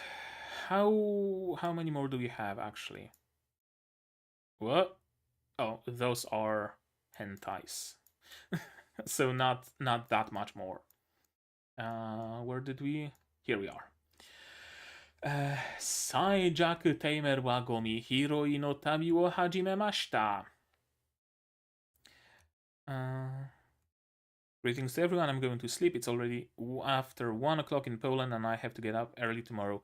Yeah, see you later. There's gonna be a VOD, so you can always check it out later. And yeah, it is after 1 in Poland. I can confirm 1:12 right now, actually. So yeah, have a good night. Tamer. Adventure fantasy. Young Ivy can't catch a break. Though she has a few memories of her past life, she was reborn into an RPG like world in the weakest class, of course. And worse, as the weakest rank, of course. As a no star tamer, even her parents want nothing to do with her, and she soon realizes she must survive on her own. She learns to live off the land and salvage what she can from other people's leavings. But when Ivy manages to tame Sora, a lowly slime, everything changes for both of them, of course. There's something special about this frail little monster, and Ivy's scare will bring out the best in both of them. Sure, curious premise. Uh, let's see. Adventure fantasy, isekai reincarnation, female protagonist, magic travel, homeless. That's an interesting spin, though. That there is like a full-on homeless tag here. And a Studio Masket. Studio Masket also made Sport Climbing Girls, Bororoe Domo, whatever this is, Pororo to the Cookie Castle, on Myoji Animation, and some other music video. Let's see the trailer. Why not?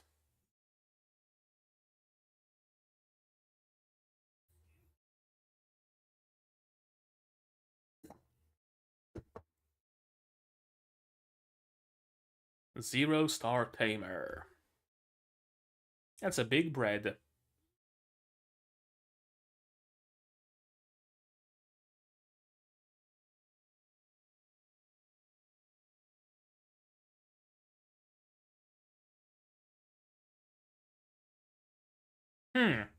Well, that took a dark turn.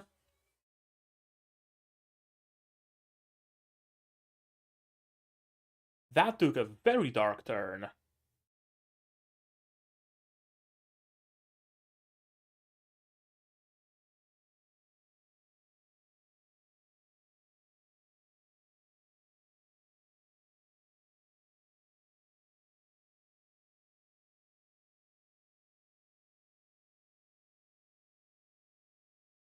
Yeah, she's legit just scavenging. Interesting.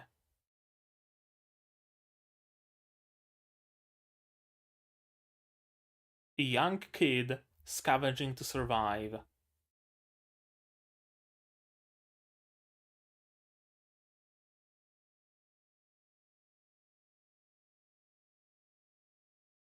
Hmm, seems interesting.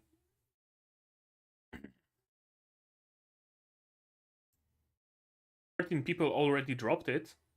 It starts in 9 days, but someone dropped it already. Seems interesting.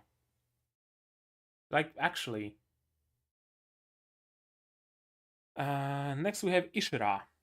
In a world, action drama fantasy, in a world where the Demon King has died, a host of demigods capable of felling him have inherited the world.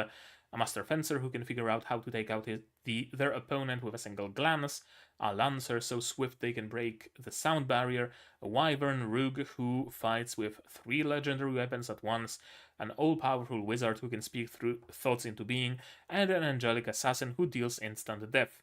Eager to attain the title of one true hero, those champions each pursue challenges against formidable foes and spark conflicts themselves. The battle to determine the mightiest of the mighty begins. A a death battle, death combat kind of sort of thing. Is this a non-isekai fantasy? Yeah, it doesn't seem to be an isekai. Silly old me. Of course it's an isekai.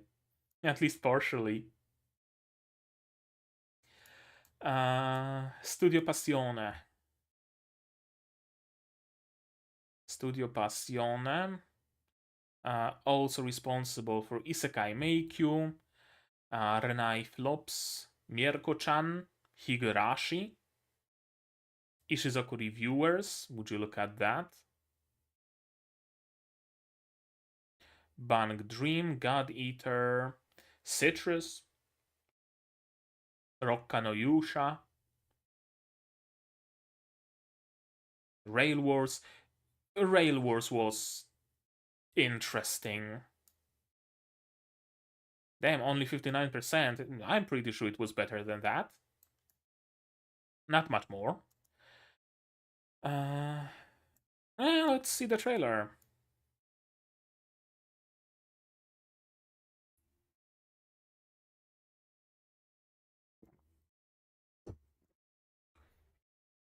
Hmm. Steampunk robot thing. That's a lot of CG.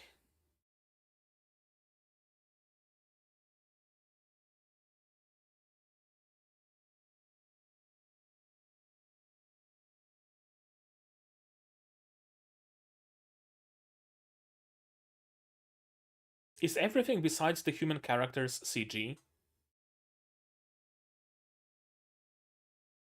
It certainly seems this way.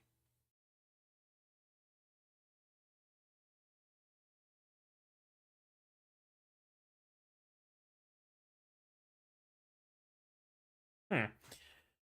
Interesting choice, for sure.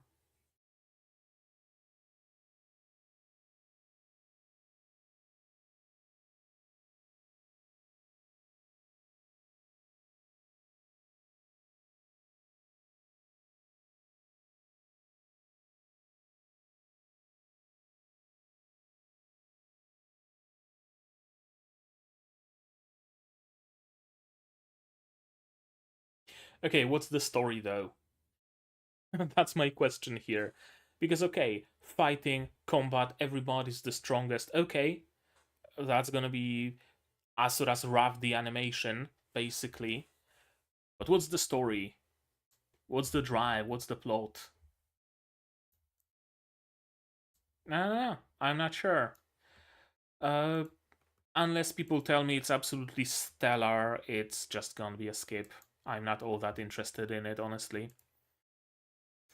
Great Pretender sequel, Butchigiri, action supernatural by Mappa, and the story of Butchigiri follows Aladdin. Aladdin? Tomobishi, a young man who becomes embroiled in a battle to see who is strongest after he reunites with his former best friend, Matakara Asamine. Meanwhile, the shadow of a giant genie looms over them? Hmm. Curious. Let's see. Studio Mappa, of course, doesn't need an introduction. Action supernatural, primarily male cast, delinquents, male protagonist, school. Sure. Let's see. We have Aladdin, we have genies.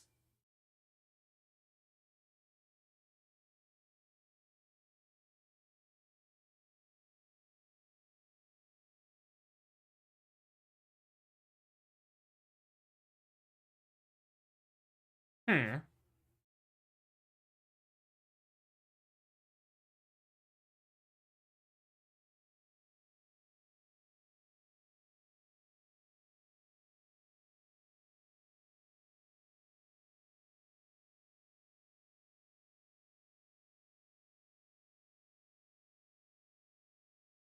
Seems interesting.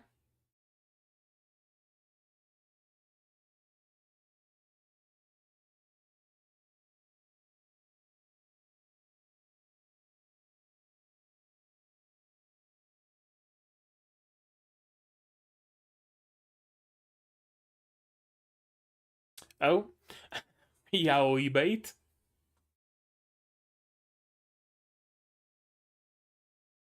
Lots and lots of yaoi bait.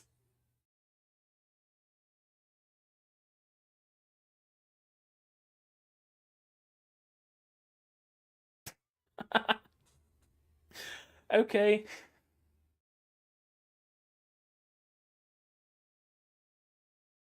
Seems interesting.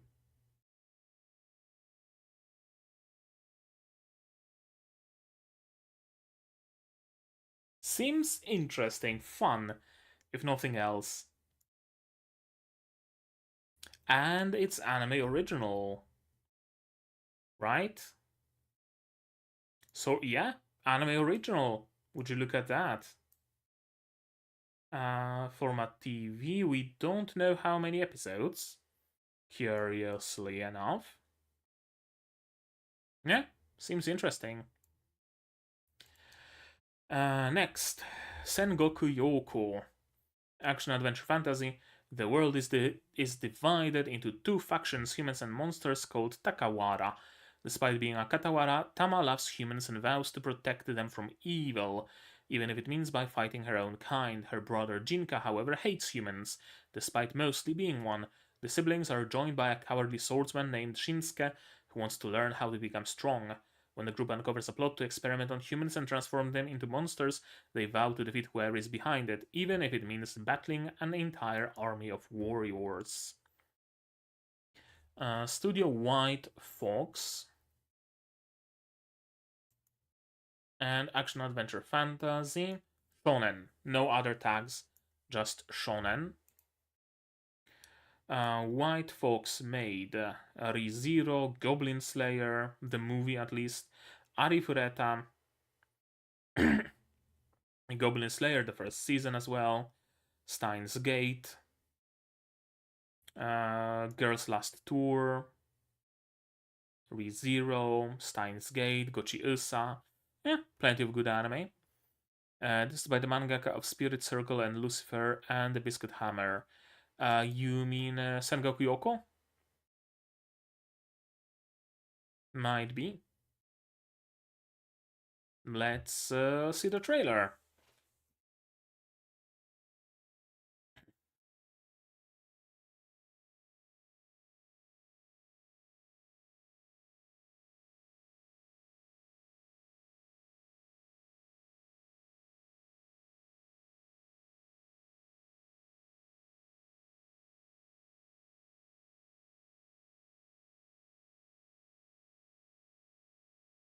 Monster, human, and half monster, half human.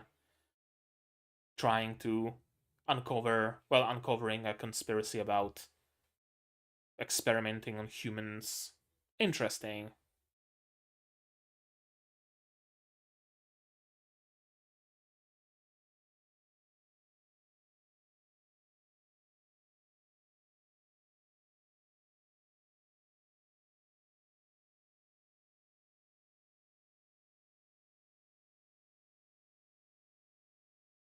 Some transformation scenes as well.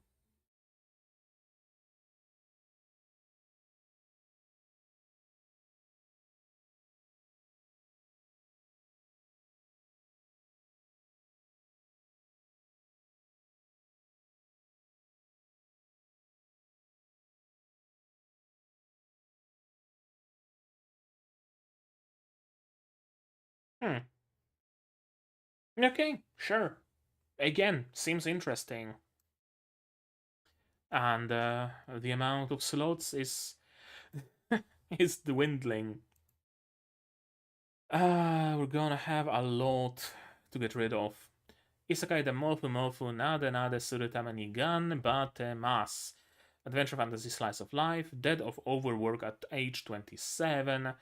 Midori barely has had time to lament having to die that way when a god appeared before her and said, "You will reincarnate in another world and tell me whether you think humans deserve to continue existing there. In return, I will grant you a special power." Then Midori, hoping to relieve the exhaustion of the harsh life she'd lived, found herself asking to cuddle cute fluffy animals. Thus, Midori reincarnated in her new world as a young girl named Nefertima, and with a power that causes her to be loved by all living things other than humans. That includes not only animals, but holy beasts like white tigers and dragons, and even monsters like goblins and frozen spiders. But there was a cruel fate awaiting her. Nefertima is determined to do her best to coexist with humans and all living creatures in her new life of petting and patting cute animals.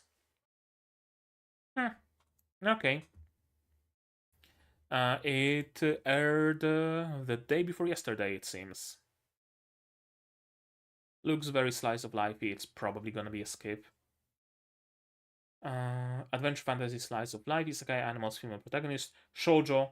Additionally, Yashike aims to heal the audience. Yeah, makes perfect sense.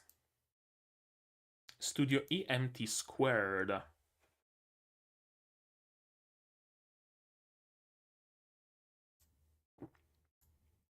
Shimatsu train Doko Eiku.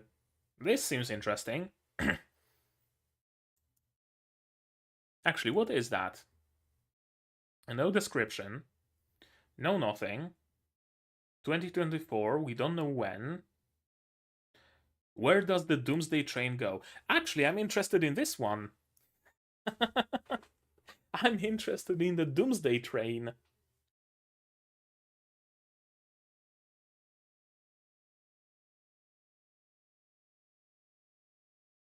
Hmm.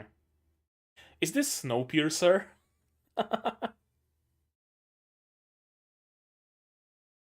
Cute girls doing cute things. The cute thing being surviving the apocalypse inside of an abandoned train. Okay. That's the Nazca pictograms, right? What? Hey. Oh, this looks good. Tsutomu Mizushima is directing it. The director of Girls und Panzer. Sound director of Prison School and director of Prison School. Okay. Witchcraft Works director. Another. More Girls und Panzer. Plastic Nessan. Amazing show, by the way. Go and watch it. It's like half an hour to watch all the episodes. Yeah, I'm interested in this one. uh, but what else did they make? The studio Kuma Kuma Bear, Assassin's Pride. Mm, nothing else that I would recognize really. This one you say is mostly fluff. Yeah, about what I expected, so probably gonna be a skip. But let's give it a cursory watch of the trailer.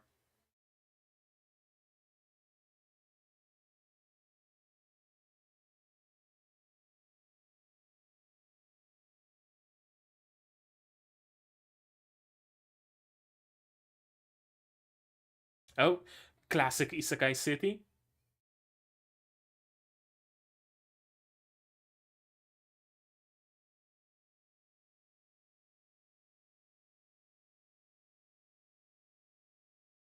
Cute, fluffy.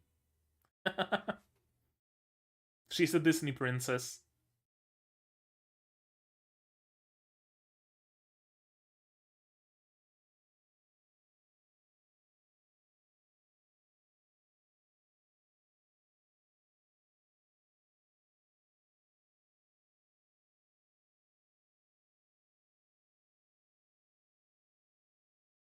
Yeah, seems like lots of fluff. A very cute and funny anime.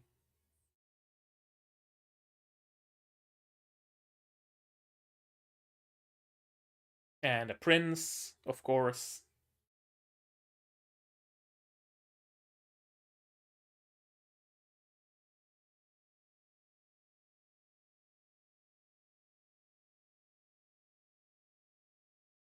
Hmm. See, Japanese people, dying of overwork isn't that bad. You might just get reincarnated. That's basically the message of this kind of anime. Yeah, cute and funny. Probably a skip though.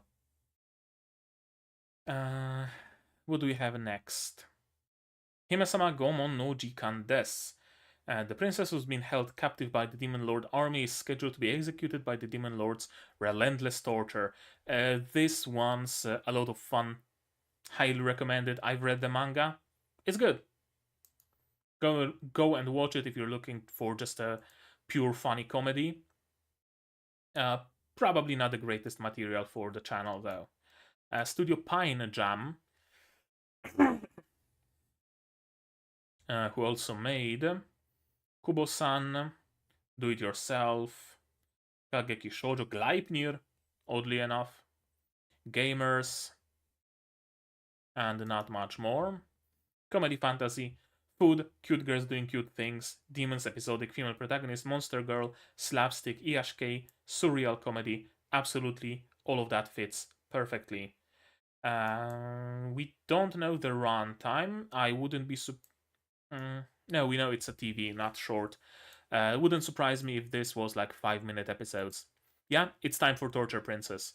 That's exactly it.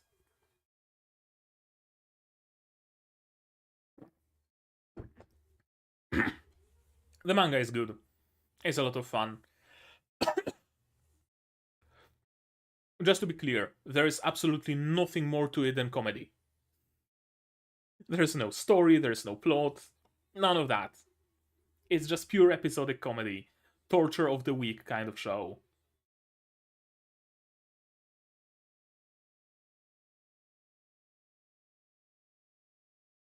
The Demon Lord is great as well.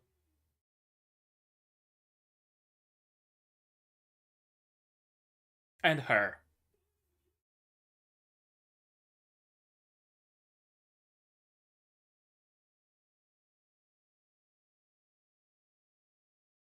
And this is the torture. Eating takoyaki, playing games.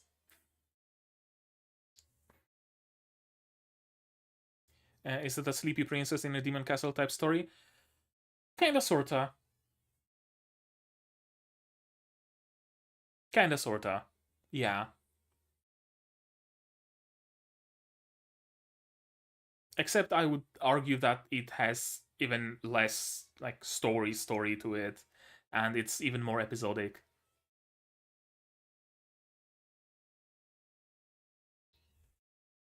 Oh, it looks so fun animated.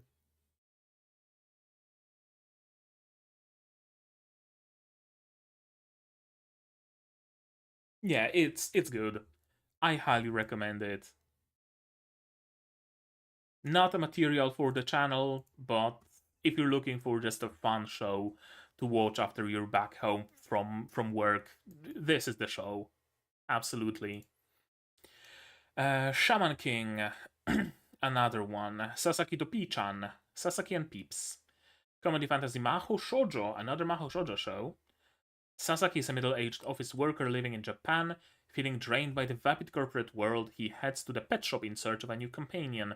There he finds an adorable bird named Peeps and takes him home. But Sasaki quickly learns that Peeps isn't your average bird. He's a powerful mage from another world. Together they embark on a magical adventure filled with swords and sorcery. Interesting.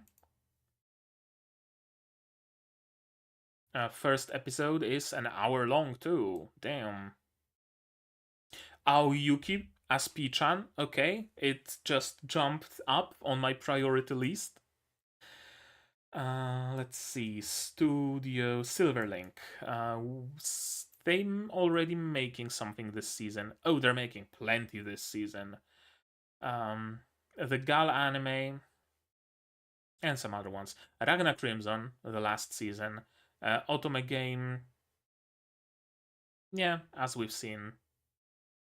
Fate, Kaleid, Non Biori. Comedy Fantasy Mahou Shoujo Isekai. That's all we know about it, so let's see the trailer.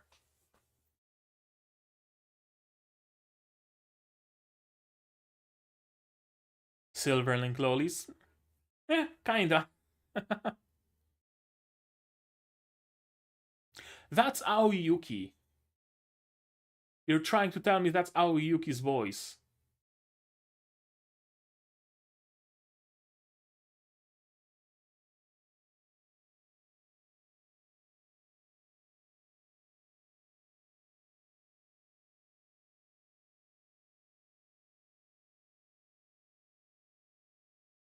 Hmm.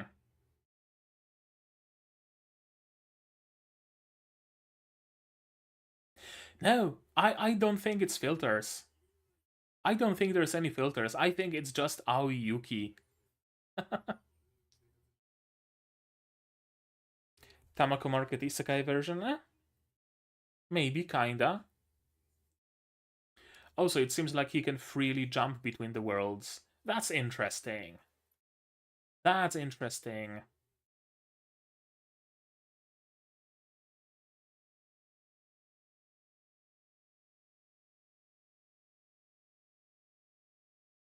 Hmm. Okay. I'm down. Airs in 2 days. It's interesting. Because of the jumping between worlds, you don't often see that in Isekai. And because the main character is 40-something old man. So, yeah. It seems good. I'm going to watch it, yeah. I think I'm gonna watch it as well. Especially with Aoyuki. Let's be honest here. That's a lot of anime. Ponnomichi, Slice of Life. The anime is set in Hiroshima Prefecture's Onomichi City, where a high school student, Nashiko Jipensha, was kicked out of her house. Without a place to stay with her friends, she learns that the mahjong parlor that her father used to run is now vacant. She fixes the mahjong parlor and turns it into a place where she and her friends can have fun, cook hefty, and sometimes play mahjong. Okay, sure. So she's a squatter at a mahjong parlor. It's been a while since we had a mahjong anime. Studio OLM season is filled with so many, yeah, too many anime, so little time. So was the previous season. So was the previous season. OLM, Dark Gathering, Saihate no Paladin, Kurisuya no Hitorigoto. That's where I know this studio the most from. And also Nagatoro-san. And Komi-san. The trailer is unavailable, apparently. Let me Google it. Or I guess Bing it. Because it's Edge. Pon no Michi official trailer.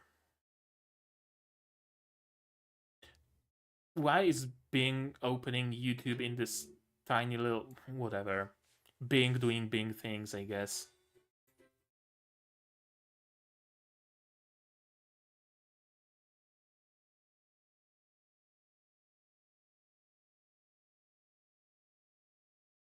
Yeah, she's homeless and squatting at a at a mahjong parlor.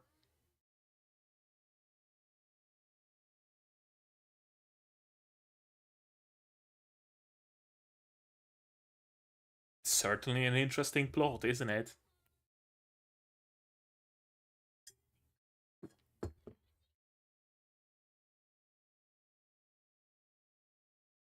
And a talking bird out of nowhere. Because, of course, we gotta have a mascot. The goth girl.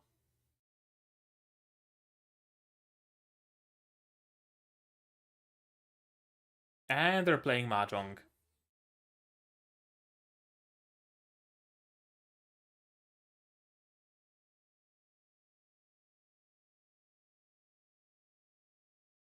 Wonder how much actual mahjong there will be. I wouldn't count on that much, to be honest. Probably some, at least.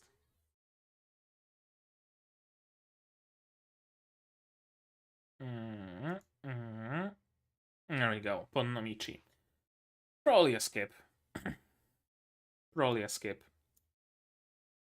I'm not that much into, just slice of life anime. Momochi San Chino Ayakashi Oji. Birth beds are the new trend, apparently. Apparently. The Demon Prince of Momochi House. The Roman supernatural. 100% shoujo male harem. On her 16th birthday, orphan Himari Momochi inherits her ancestral estate that she's never seen, of course. Momochi House exists on the barrier between the human and spiritual realms, and Himari is meant to act as a guardian between the two worlds. Also gives her an opportunity to meet both humans and demons and vampires and angels. But on the day she moves in, she finds three handsome squatters, of course, already living in the house, and one seems to have already taken over her role. Shoujo? Be honest with me. Shoujo, of course. Shoujo yokai. Probably escape. Probably escape, but Studio Drive. Studio Drive. Konosuba. Would you look at that? Vlad Love. That's another anime I haven't seen in a while. Wait, have I seen Vlad Love? No, I've seen something similar. Unless it's a remake. And some Fate.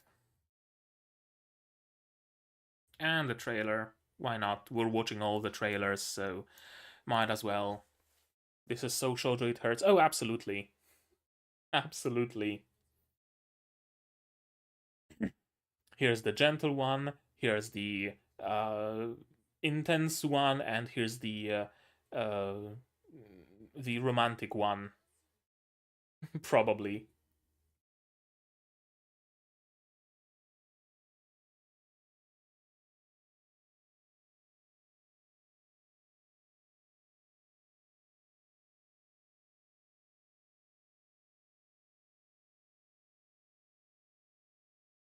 Well, that's just gonna make her want to stay more.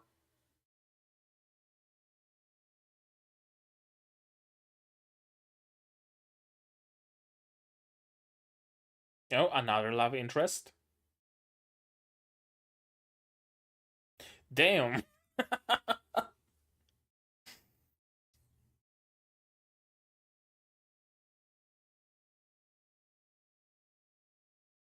The music kinda slaps though.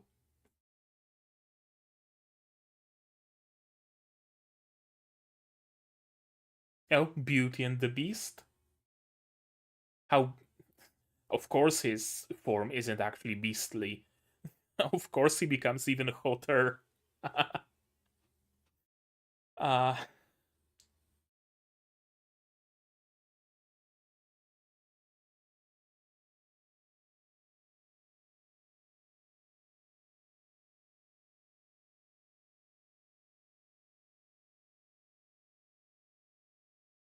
a childhood friend, apparently.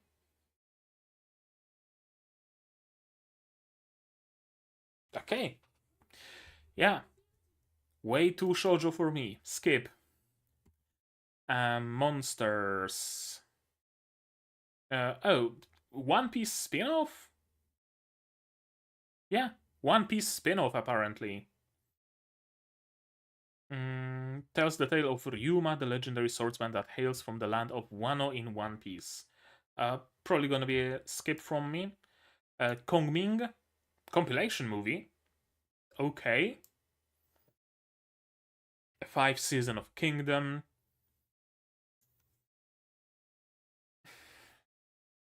And 30 sai made dote dato Mahoutsukai ni nareru rashi. Comedy, romance, slice of life, supernatural.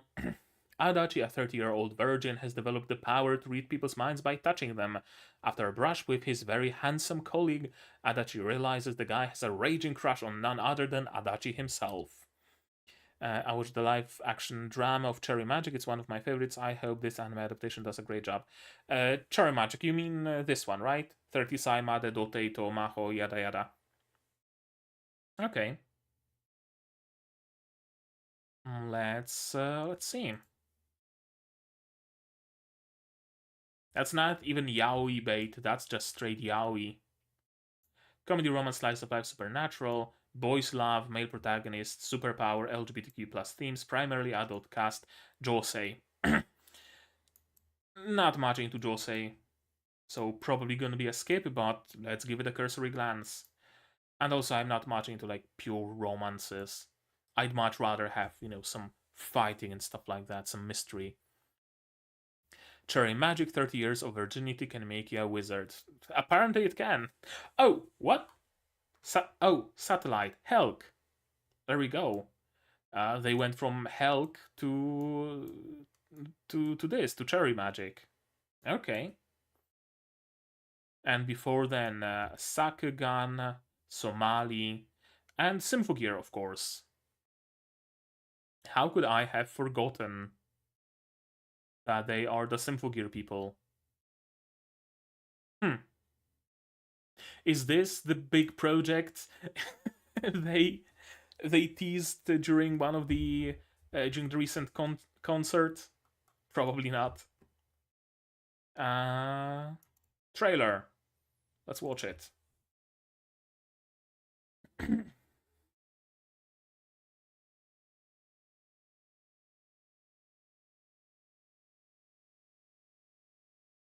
Cabedon.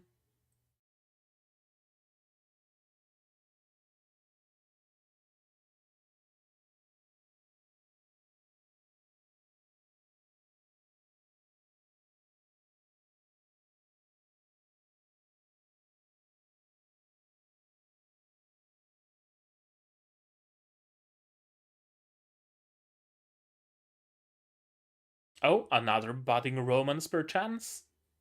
Yep.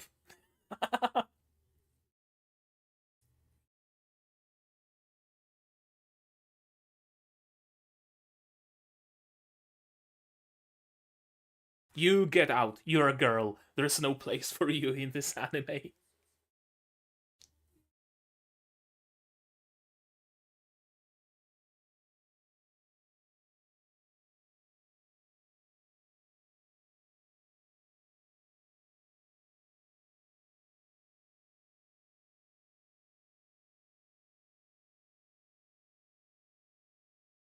Oh, I was about to ask whether his ability even even continues to be relevant throughout the course of this show, but no, I thought that they touched elbows and he's gonna read his mind again, but no, apparently not. Oh damn, intertwining fingers on a mouse.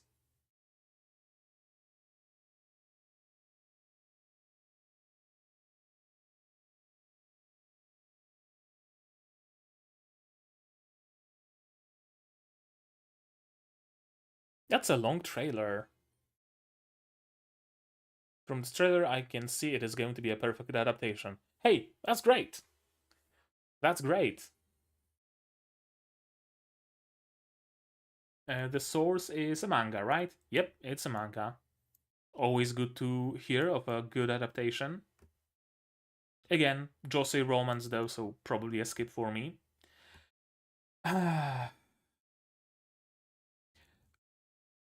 I'm gonna be back in a moment. So yeah, wait for me. Where do I have? Do I even have a pause screen? I don't have a pause screen. So this one. Oh, there we go. And I'll be back in a moment.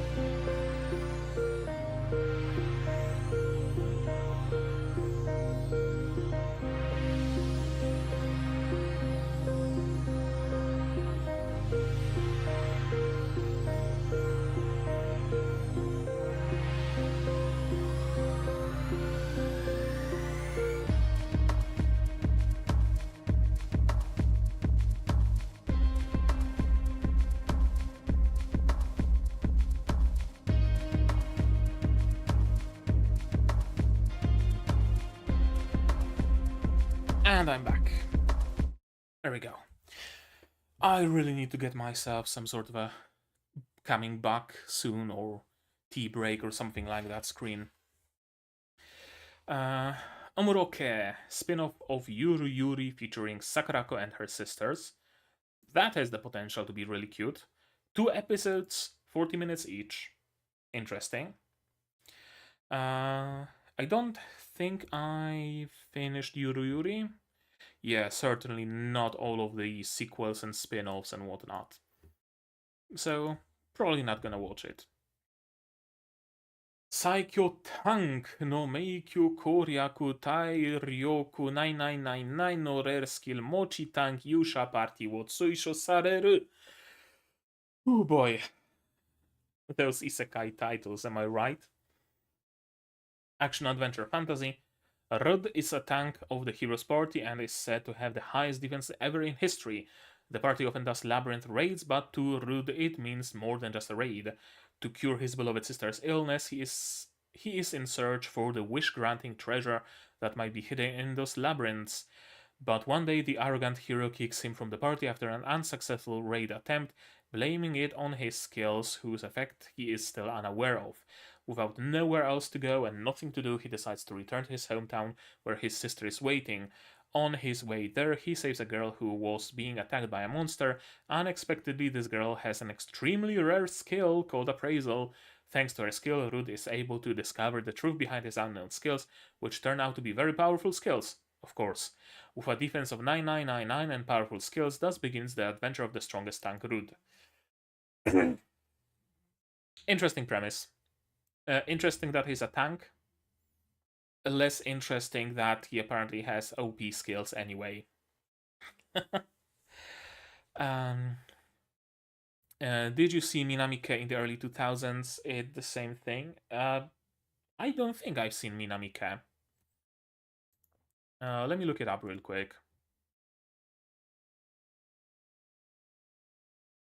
Minamike.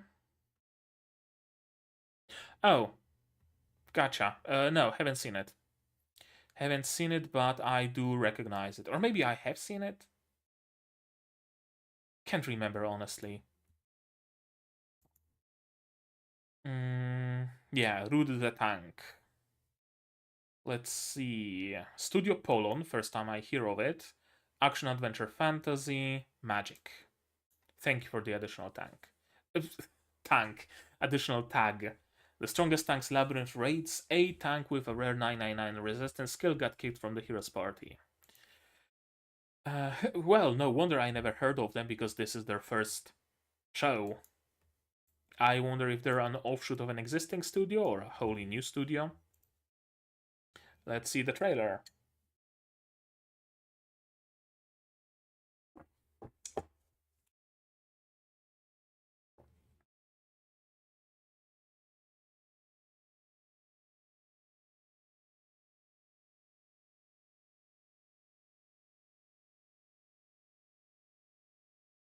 Okay, question is he gonna turn into Naofumi where his shield is anything but defensive, or is he actually gonna remain a tank?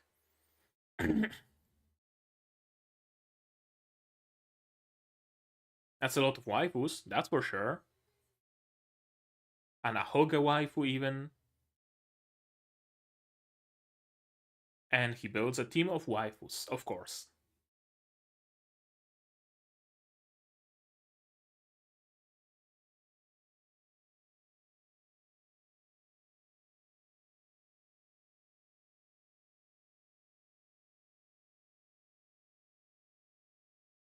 Hmm. Some interesting dark twist, perchance.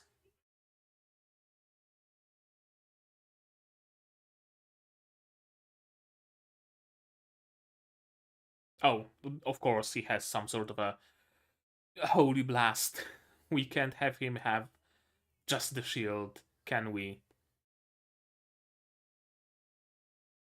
Seems interesting, but with this many anime, I don't think it's interesting enough. Ah, let's put it somewhere at the end of the queue. Second season of something, OVA of something, another long title. Meito isekai no yukaita kuki ara fo onsen mania tensei saki wa nonbiri onsen tengoku deshita. There we go, that wasn't bad. Edgy fantasy, Yoshizo Yukawa is... Oh, is this like reborn as a hot spring? I'm fairly sure there was a series where a guy was just reborn as a hot spring, isekai'd into a hot spring. But no, I think this is him here, so probably not. Yoshizo Yukawa is a passionate hot spring enthusiast, a hot springs hunter who was able to sniff out the source of springs. One day, while searching for a hidden hot spring to revitalize a town, he slips off a cliff and dies. He is then reincarnated into another world by an Inari deity of a small shrine hidden in the rocks. Yoshizo is joined by Inari's messenger princess Mayudama. The hot spring hunter within Yoshizo is stirred right away as he takes a bath with Mayudama in the hot spring he just discovered. Then an elf girl appears. Okay, so a dude gets isekai, finds a hot spring, and waifus flock towards hot spring. Makes sense. Yeah, interesting premise, but it's just edgy fantasy isekai.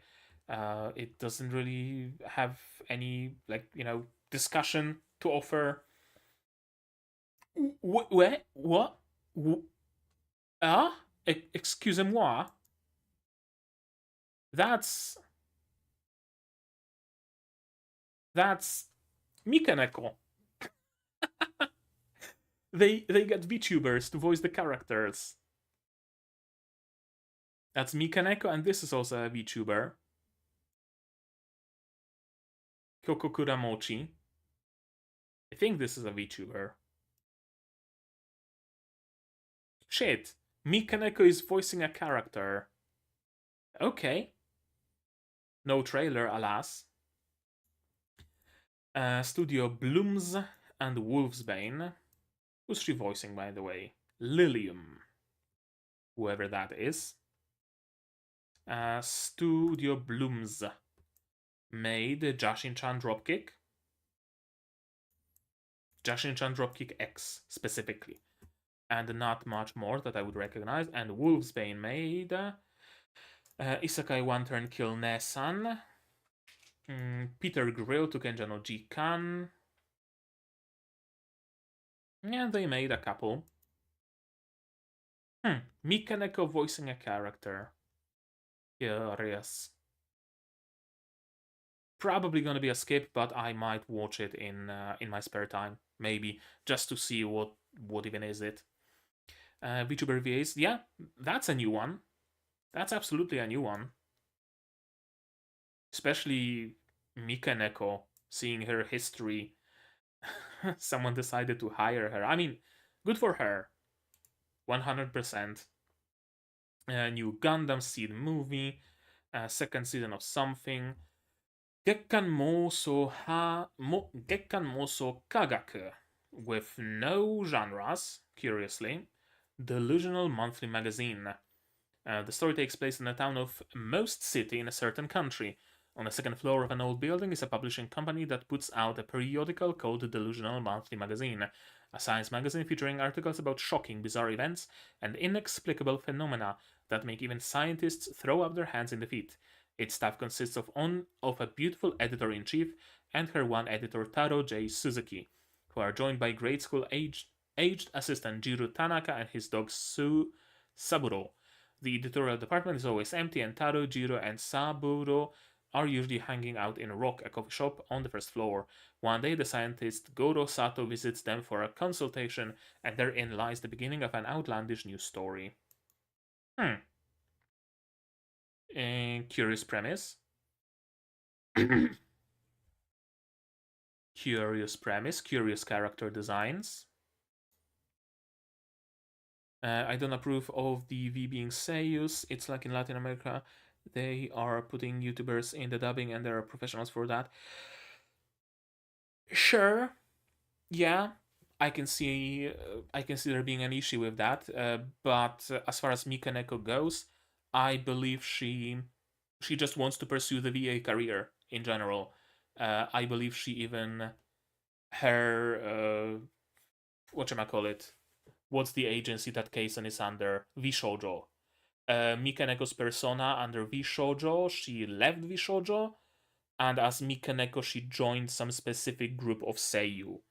So she's actually trying to pivot her career towards being a seiyu, so that's fine. But yeah, if they start just randomly throwing VTubers into anime just for the sake of them being VTubers, not the best. Absolutely not the best. But yeah, hopefully it doesn't get to that point. And even if it does, I mean, VTubers do have some experience at least talking, so they aren't completely green in the field. So it's not gonna be as bad, I would say. Uh, yeah, we just don't know anything about it. Original anime as well. Studio OLM, that we know from Saihate and the Paladin and Kusuriana Hitorigoto and Ponnomichi. Anthropomorphism. That's all we know about it. Okay. And we know the trailer, so let's watch it. Lots of VTubers get professional voice training. Oh yeah, absolutely. They kind of have to with how much they work with their voice, right?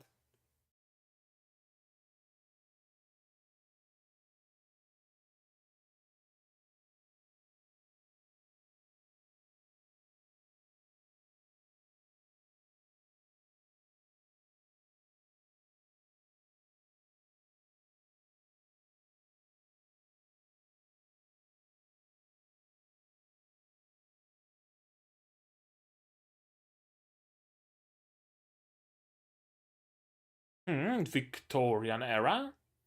Something thereabouts? No, like later. We are past. Oh, okay. Sure. People can turn into furries. And that came out of nowhere.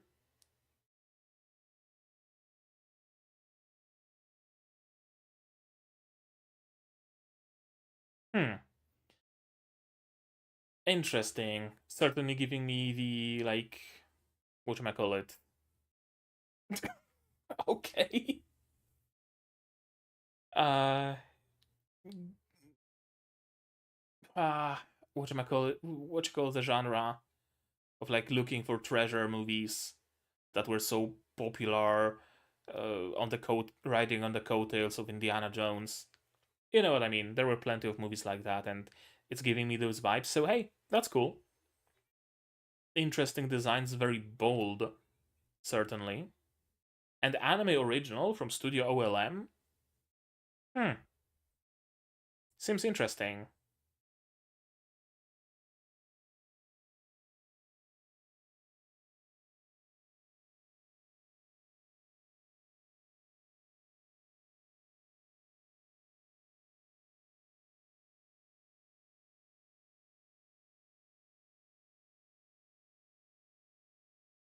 That's a lot of anthropomorphic people. Anthropomorphic animals, rather, sorry. And a very long trailer.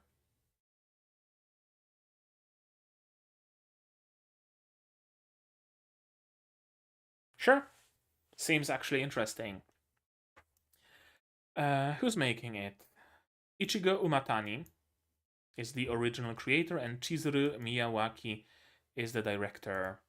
Ichigo Umatani, that's the only thing in his portfolio. Interesting. And the director, Chizuru Miyawaki, also directed Gintama the Final, more Gintama, more Gintama, more Gintama, more Gintama, a lot of Gintama. Crayon Shin-chan, Full Metal Alchemist, key animation, not a director. Yeah, those are key animation roles. Interesting. The director of Gintama. Huh. Could be interesting.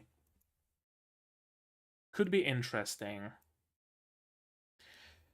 Next, Meiji Gekken 1874. Action drama mystery.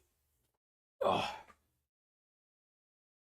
It's been 7 years since the start of the Meiji era, and the Japanese government is pushing its policies to catch up with the might of the Western nations. Former Aizu retainer Shizuma Origasa has thrown away his sword and gotten rid of his topknot. Is now a rickshaw driver in Tokyo, but his swordsmanship skills from the Boshin War are still alive and well. He's looking for his wife, Sumiya Kanomata, who went missing during the Boshin War. Shizuma is recruited into the police force after he ends up thwarting the assassination attempt of a government official. Good historical. Okay. At the same time, Kyoshiro Shuragami is a talented one-eyed swordsman who is a member of the Moriya Gumi Yakuza gang that is embroiled in the turf war in Tokyo. The Moriyagumi are working with wealthy merchants in the trafficking of opium, and the profits are being paid a mastermind plotting to and the profits are being paid to a mastermind plotting to overthrow the government to return Japan to a place for samurai. The destinies of Shizuma and Kyoshiro, who have opposing points of view, are fated to cross, and a sad and ironic encounter and farewell await Shizuma. Phew. Historical. I'm usually not a huge fan of historical, to be perfectly honest with you, but we'll see.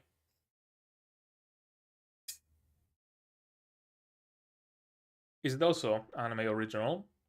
Yeah, anime original. Produced by Crunchyroll.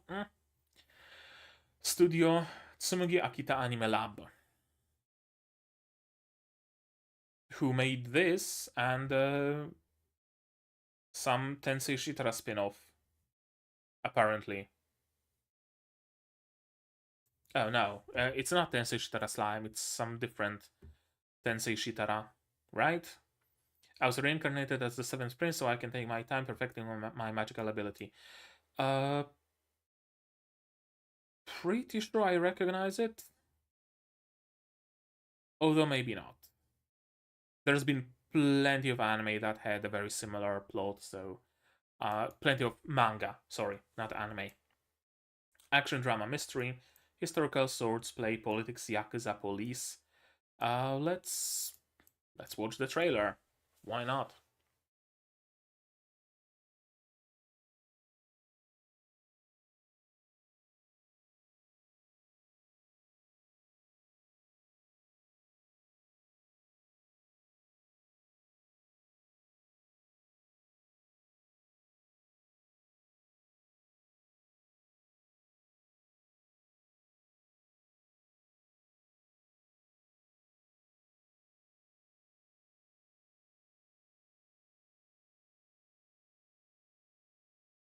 Hmm. A little bit later in history than I expected, to be honest with you. But yeah, sure.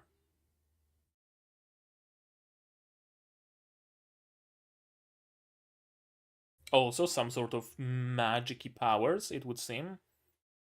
So, not like 100% historical.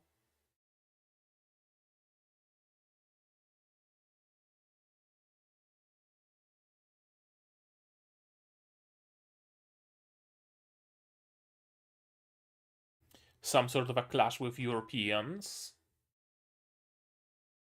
Hmm.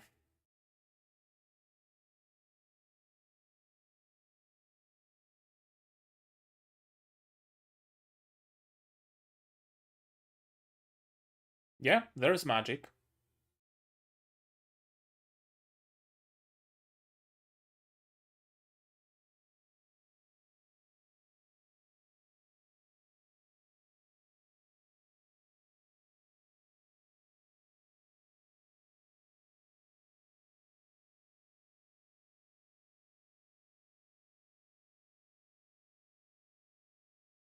Okay, there we go. Uh, Probably a skip from me. I'm not a huge fan of historical shows, but for fans of historical shows, it might actually be good. Uh, Next one. Bloody Escape Jigoku no Tosogeki. Action drama supernatural. After human experimentation turns Kisaragi into a cyborg, he finds himself pursued by multiple organizations, an undying coven of vampires bent on the conquest of Tokyo, and an immortal order of knights, and a group of yakuza sworn to avenge the killing of their leader. I might not have any reason to live, but that's no reason to let them kill me. Kisaragi will have to use his cyborg body and unique blood, as well as anything else he can, to make his escape. How many themes can you cram into a single anime? Oh, it's a movie, actually. One episode, 97 minutes. That changes things a little bit. Anime original as well. Yeah, Polygon Pictures. Action drama, supernatural, cyborg, vampire, yakuza. Oh, full CG. Forget it. uh, and I think that would be it. No, not yet. Adam's Sweet Agony. Sure, hentai. Mecha. Yuki Bakuhatsu Bang Bravern. Bang Brave Bang. Bang Brave Bang Bravern is set in a world where humanoid armored weapons known as Ta. Ta. Taita. Taitatono. Taitatono Striders are used in warfare. The story kicks off when troops from various countries converge on the island of Oahu, Hawaii, including the main character Aoi Isami of the Japan Ground Self-Defense Force and Louis Smith of the United States Marine Corps. Isami and Smith cross paths during battle, but suddenly their teams are attacked by unknown enemy, scattering soldiers and sending their forces into disarray. In order to save their friends and survive on the deadly battlefield, they must fight with every ounce of courage and pride that they can muster. Interesting premise. Hmm. A very down to earth mecha, it seems. TV. Real robot tag. Sure. Let's see the PV. Oh, it's just the teaser, so there's no better trailer yet. And Psy Games. Oh, it's based on a game, isn't it? Then, right? No, it's original anime. Unless they are planning to launch like a gacha game in the same world.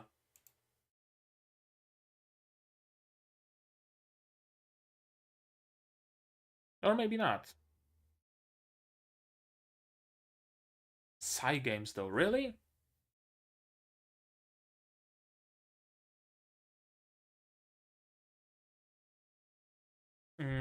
Let's see Studio Psy Games pictures. Uh, Umamusu, Idolmaster, Precon. Yeah, they are just Manaria friends. Just animation based on games besides Blade Runner, apparently. So I wonder if this is also going to become a game eventually, or is it already a game?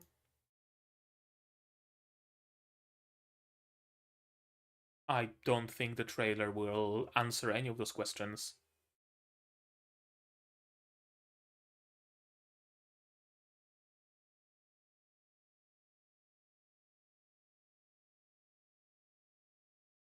New original robot series takes flight.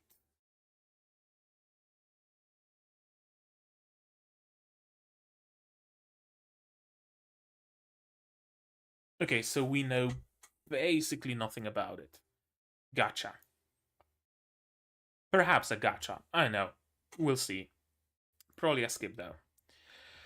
Snug Balls, Gag Comedy, Skip Doraemon, 12 season of Yami Shibai. Jesus, that's a lot. 6th season of Card Fight, Bokuto Roboko movie, No Wife, No Life. That's a title. And the rest is just hentais and children anime, it seems. Okay. Well, we have a lot to pick from. Metallic Rug. I think this one is a must. So let's see, where would I post it?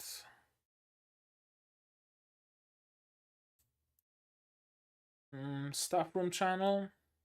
Sure, staff room channel. Metallic Rug. For sure.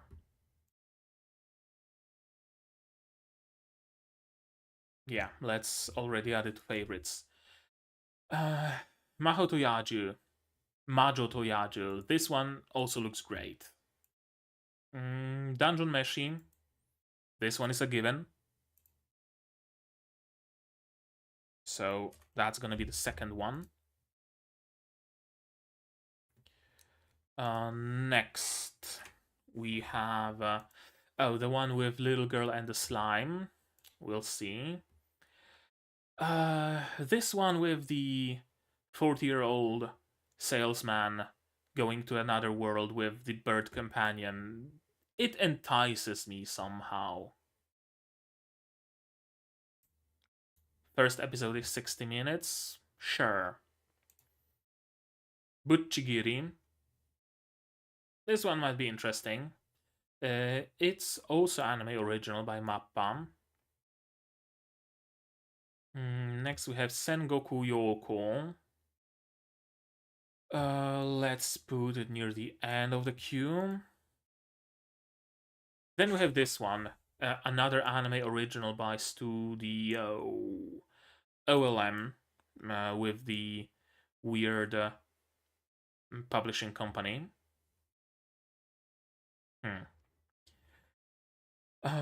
Level 99, Last Boss, Yumelia, Hidden Villainess. I'm not sure. It seems fun, but I don't know how much more does it have besides...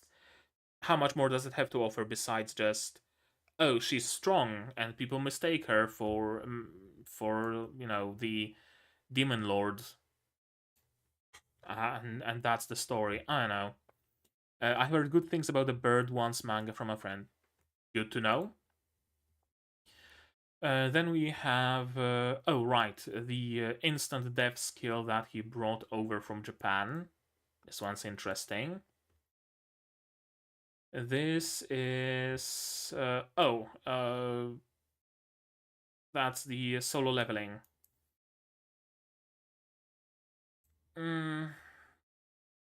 Might be good for the channel if I watch it, but I'm honestly not that interested in it. So I think I'm just gonna skip it. What's this? Kekkon Yubi wa Monogatari. The rings and princess, not princess, sorry. Yeah, hero. And there is some subplot with more rings apparently, which I have no idea what's that all about. Then we have the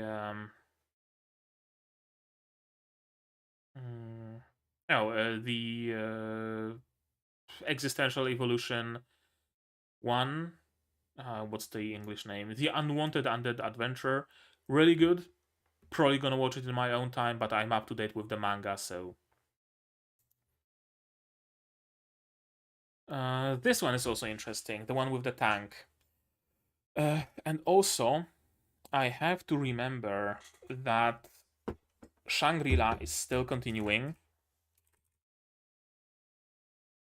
and Magia Record is also still continuing. So that would already mean 4 slots. I could pick up 3 more anime tops, I would say. So I think that would be Sasaki to Pichan,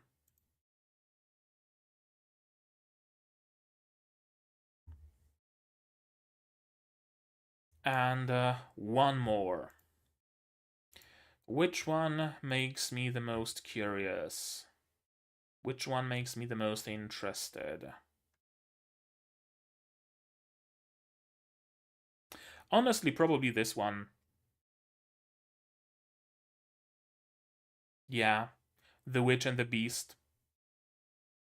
Out of those shows up there, this one is probably the most interesting to me right now. Mm. Oh shit, the manga is on a hiatus. Oh, that ain't no good. Shit, okay. Uh, Tentatively, one more. Let's say one video a day. Mm, yeah, watch later, but probably a skip. Watch later, but probably a skip. Watch later. Instant death skill. Watch later, but probably a skip. I'm not sure. People say that the twist is really good, that it's really different, really subversive. But I wonder how true that is, because many isekais are sure they are subversive for the first 12 chapters, then they just become everyday regular isekai. So I wonder about that. Mm.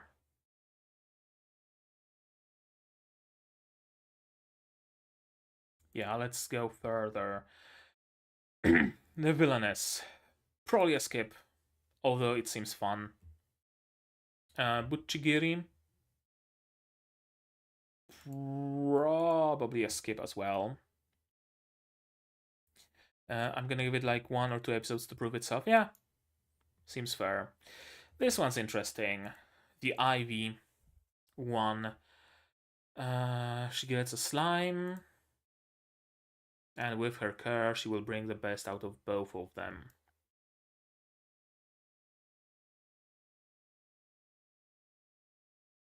I'm just afraid it's gonna become like super fucking depressing, and I would like to avoid depressing shows if I can. Actually, what's the manga tags? Is manga tagged as. Yeah, there is drama. And the light novel.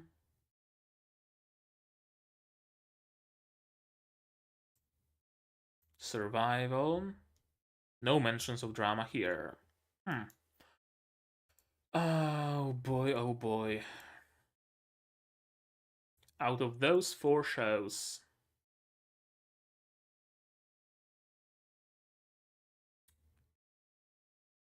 it's a choice, isn't it?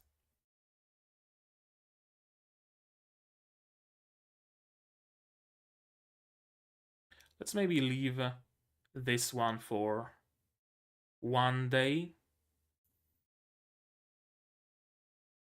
Yeah. This one.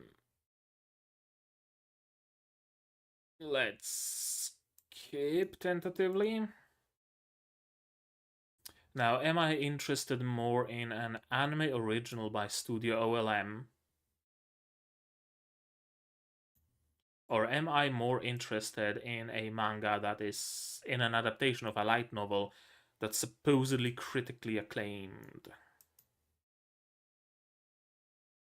Because, I mean, it got an adaptation, so it probably is critically acclaimed. It's getting really good scores, the light novel at least. The manga also getting good scores. And on manga decks, 9.01. Translations into French and Russian. Sorry, Russian. Pfu. Ukrainian. Interesting. And Russian. Sure. As well. So I wasn't incorrect. And Brazilian. And Spanish. That's a lot of translations. Damn. Decisions.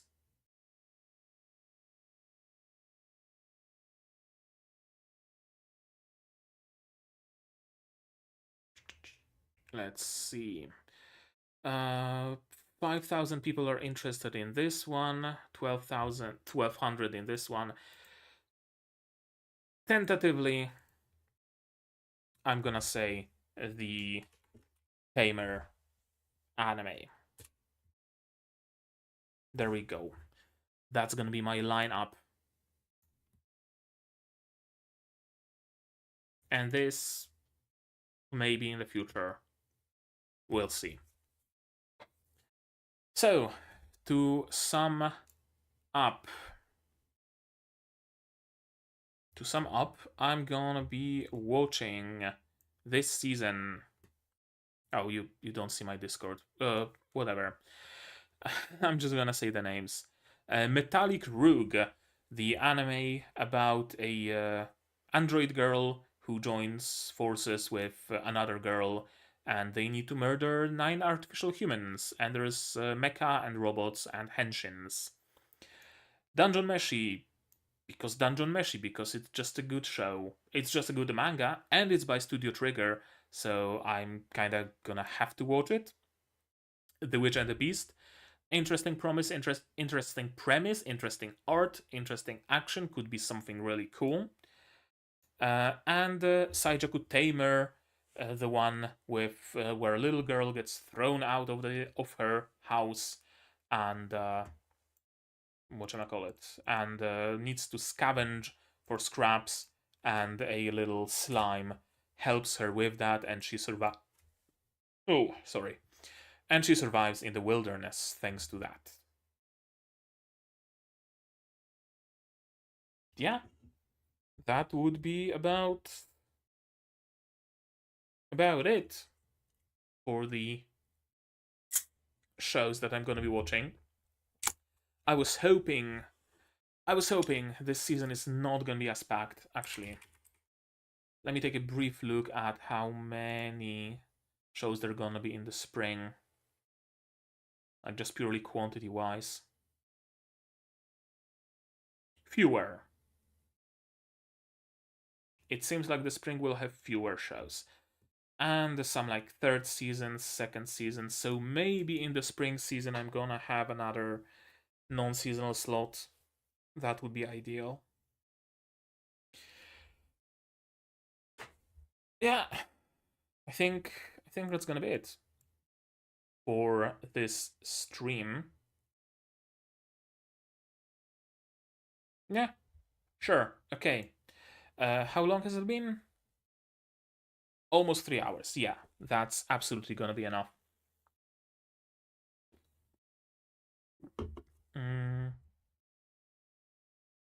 Outro? Outro. No, not yet. There we go. So, thank you all for coming to the stream. There was a lot of people. At some point, there were like 12 people in the stream, so that's a lot. That's a really good statistic. So, again, thank you all for coming on a short notice at a different weird time and a weird day of the week. And we're gonna be entering another season, winter 2024, and hopefully the shows in this season are just as good or even better as the shows of the past one. And yeah, I'm still gonna have to finish some shows of the previous season. Oh boy. But yeah, right now that's gonna be it from me. You guys, you can tell me in the comments down below or in the chat right now while it's still up. And for the VOD, of course, in the comments, what did you think of this season? What shows are you gonna be watching? Do you agree with my assessment? Do you not agree? Would you want me to watch one of the shows I discarded, or do you have it on good authority that one of the shows that I'm gonna be watching is actually gonna be shit? Tell me all about it in the comments below. Like this video if you did, to boost the algorithm and whatnot. Subscribe if you aren't subscribed yet, and you're gonna be notified of whenever I'm releasing videos on those new shows. Also click the bell to be notified of when I go live, because I do stream sometimes, as you can see right now. Support the channel if you want monetarily on Patreon, for example, down below in the links. $10 a month, and you get early access to non-seasonal shows like Magia Record and whatever comes next. And for just $1, you get a role on the Discord and a place in the credits. You can also support me directly on YouTube, memberships, super thanks, super chats, all that jazz in the chat somewhere to the side and also down below. And you can just not pay any money if you don't want to. Share my content, spread the word. It costs you absolutely nothing and helps a lot. As you could see, 5% of traffic this season came from Reddit, from you guys sharing my content there. So yeah, it matters. And right now, that's gonna be it from me for today. So as always, you guys do all the good stuff, and I'm gonna see you in the next one. Cheers! And the outro. And of course, thank you to my wonderful Patreons: QB, Without a Net, the Corporal Survivor, Zay Rainer, Akamancer, Dr. Watt, Marsh, Yuki Ally, Fassel, and Hans Peter. And you can join them without having to watch this whole 3-hour stream, because it might be long for some people. I don't know. Yeah, thanks for coming.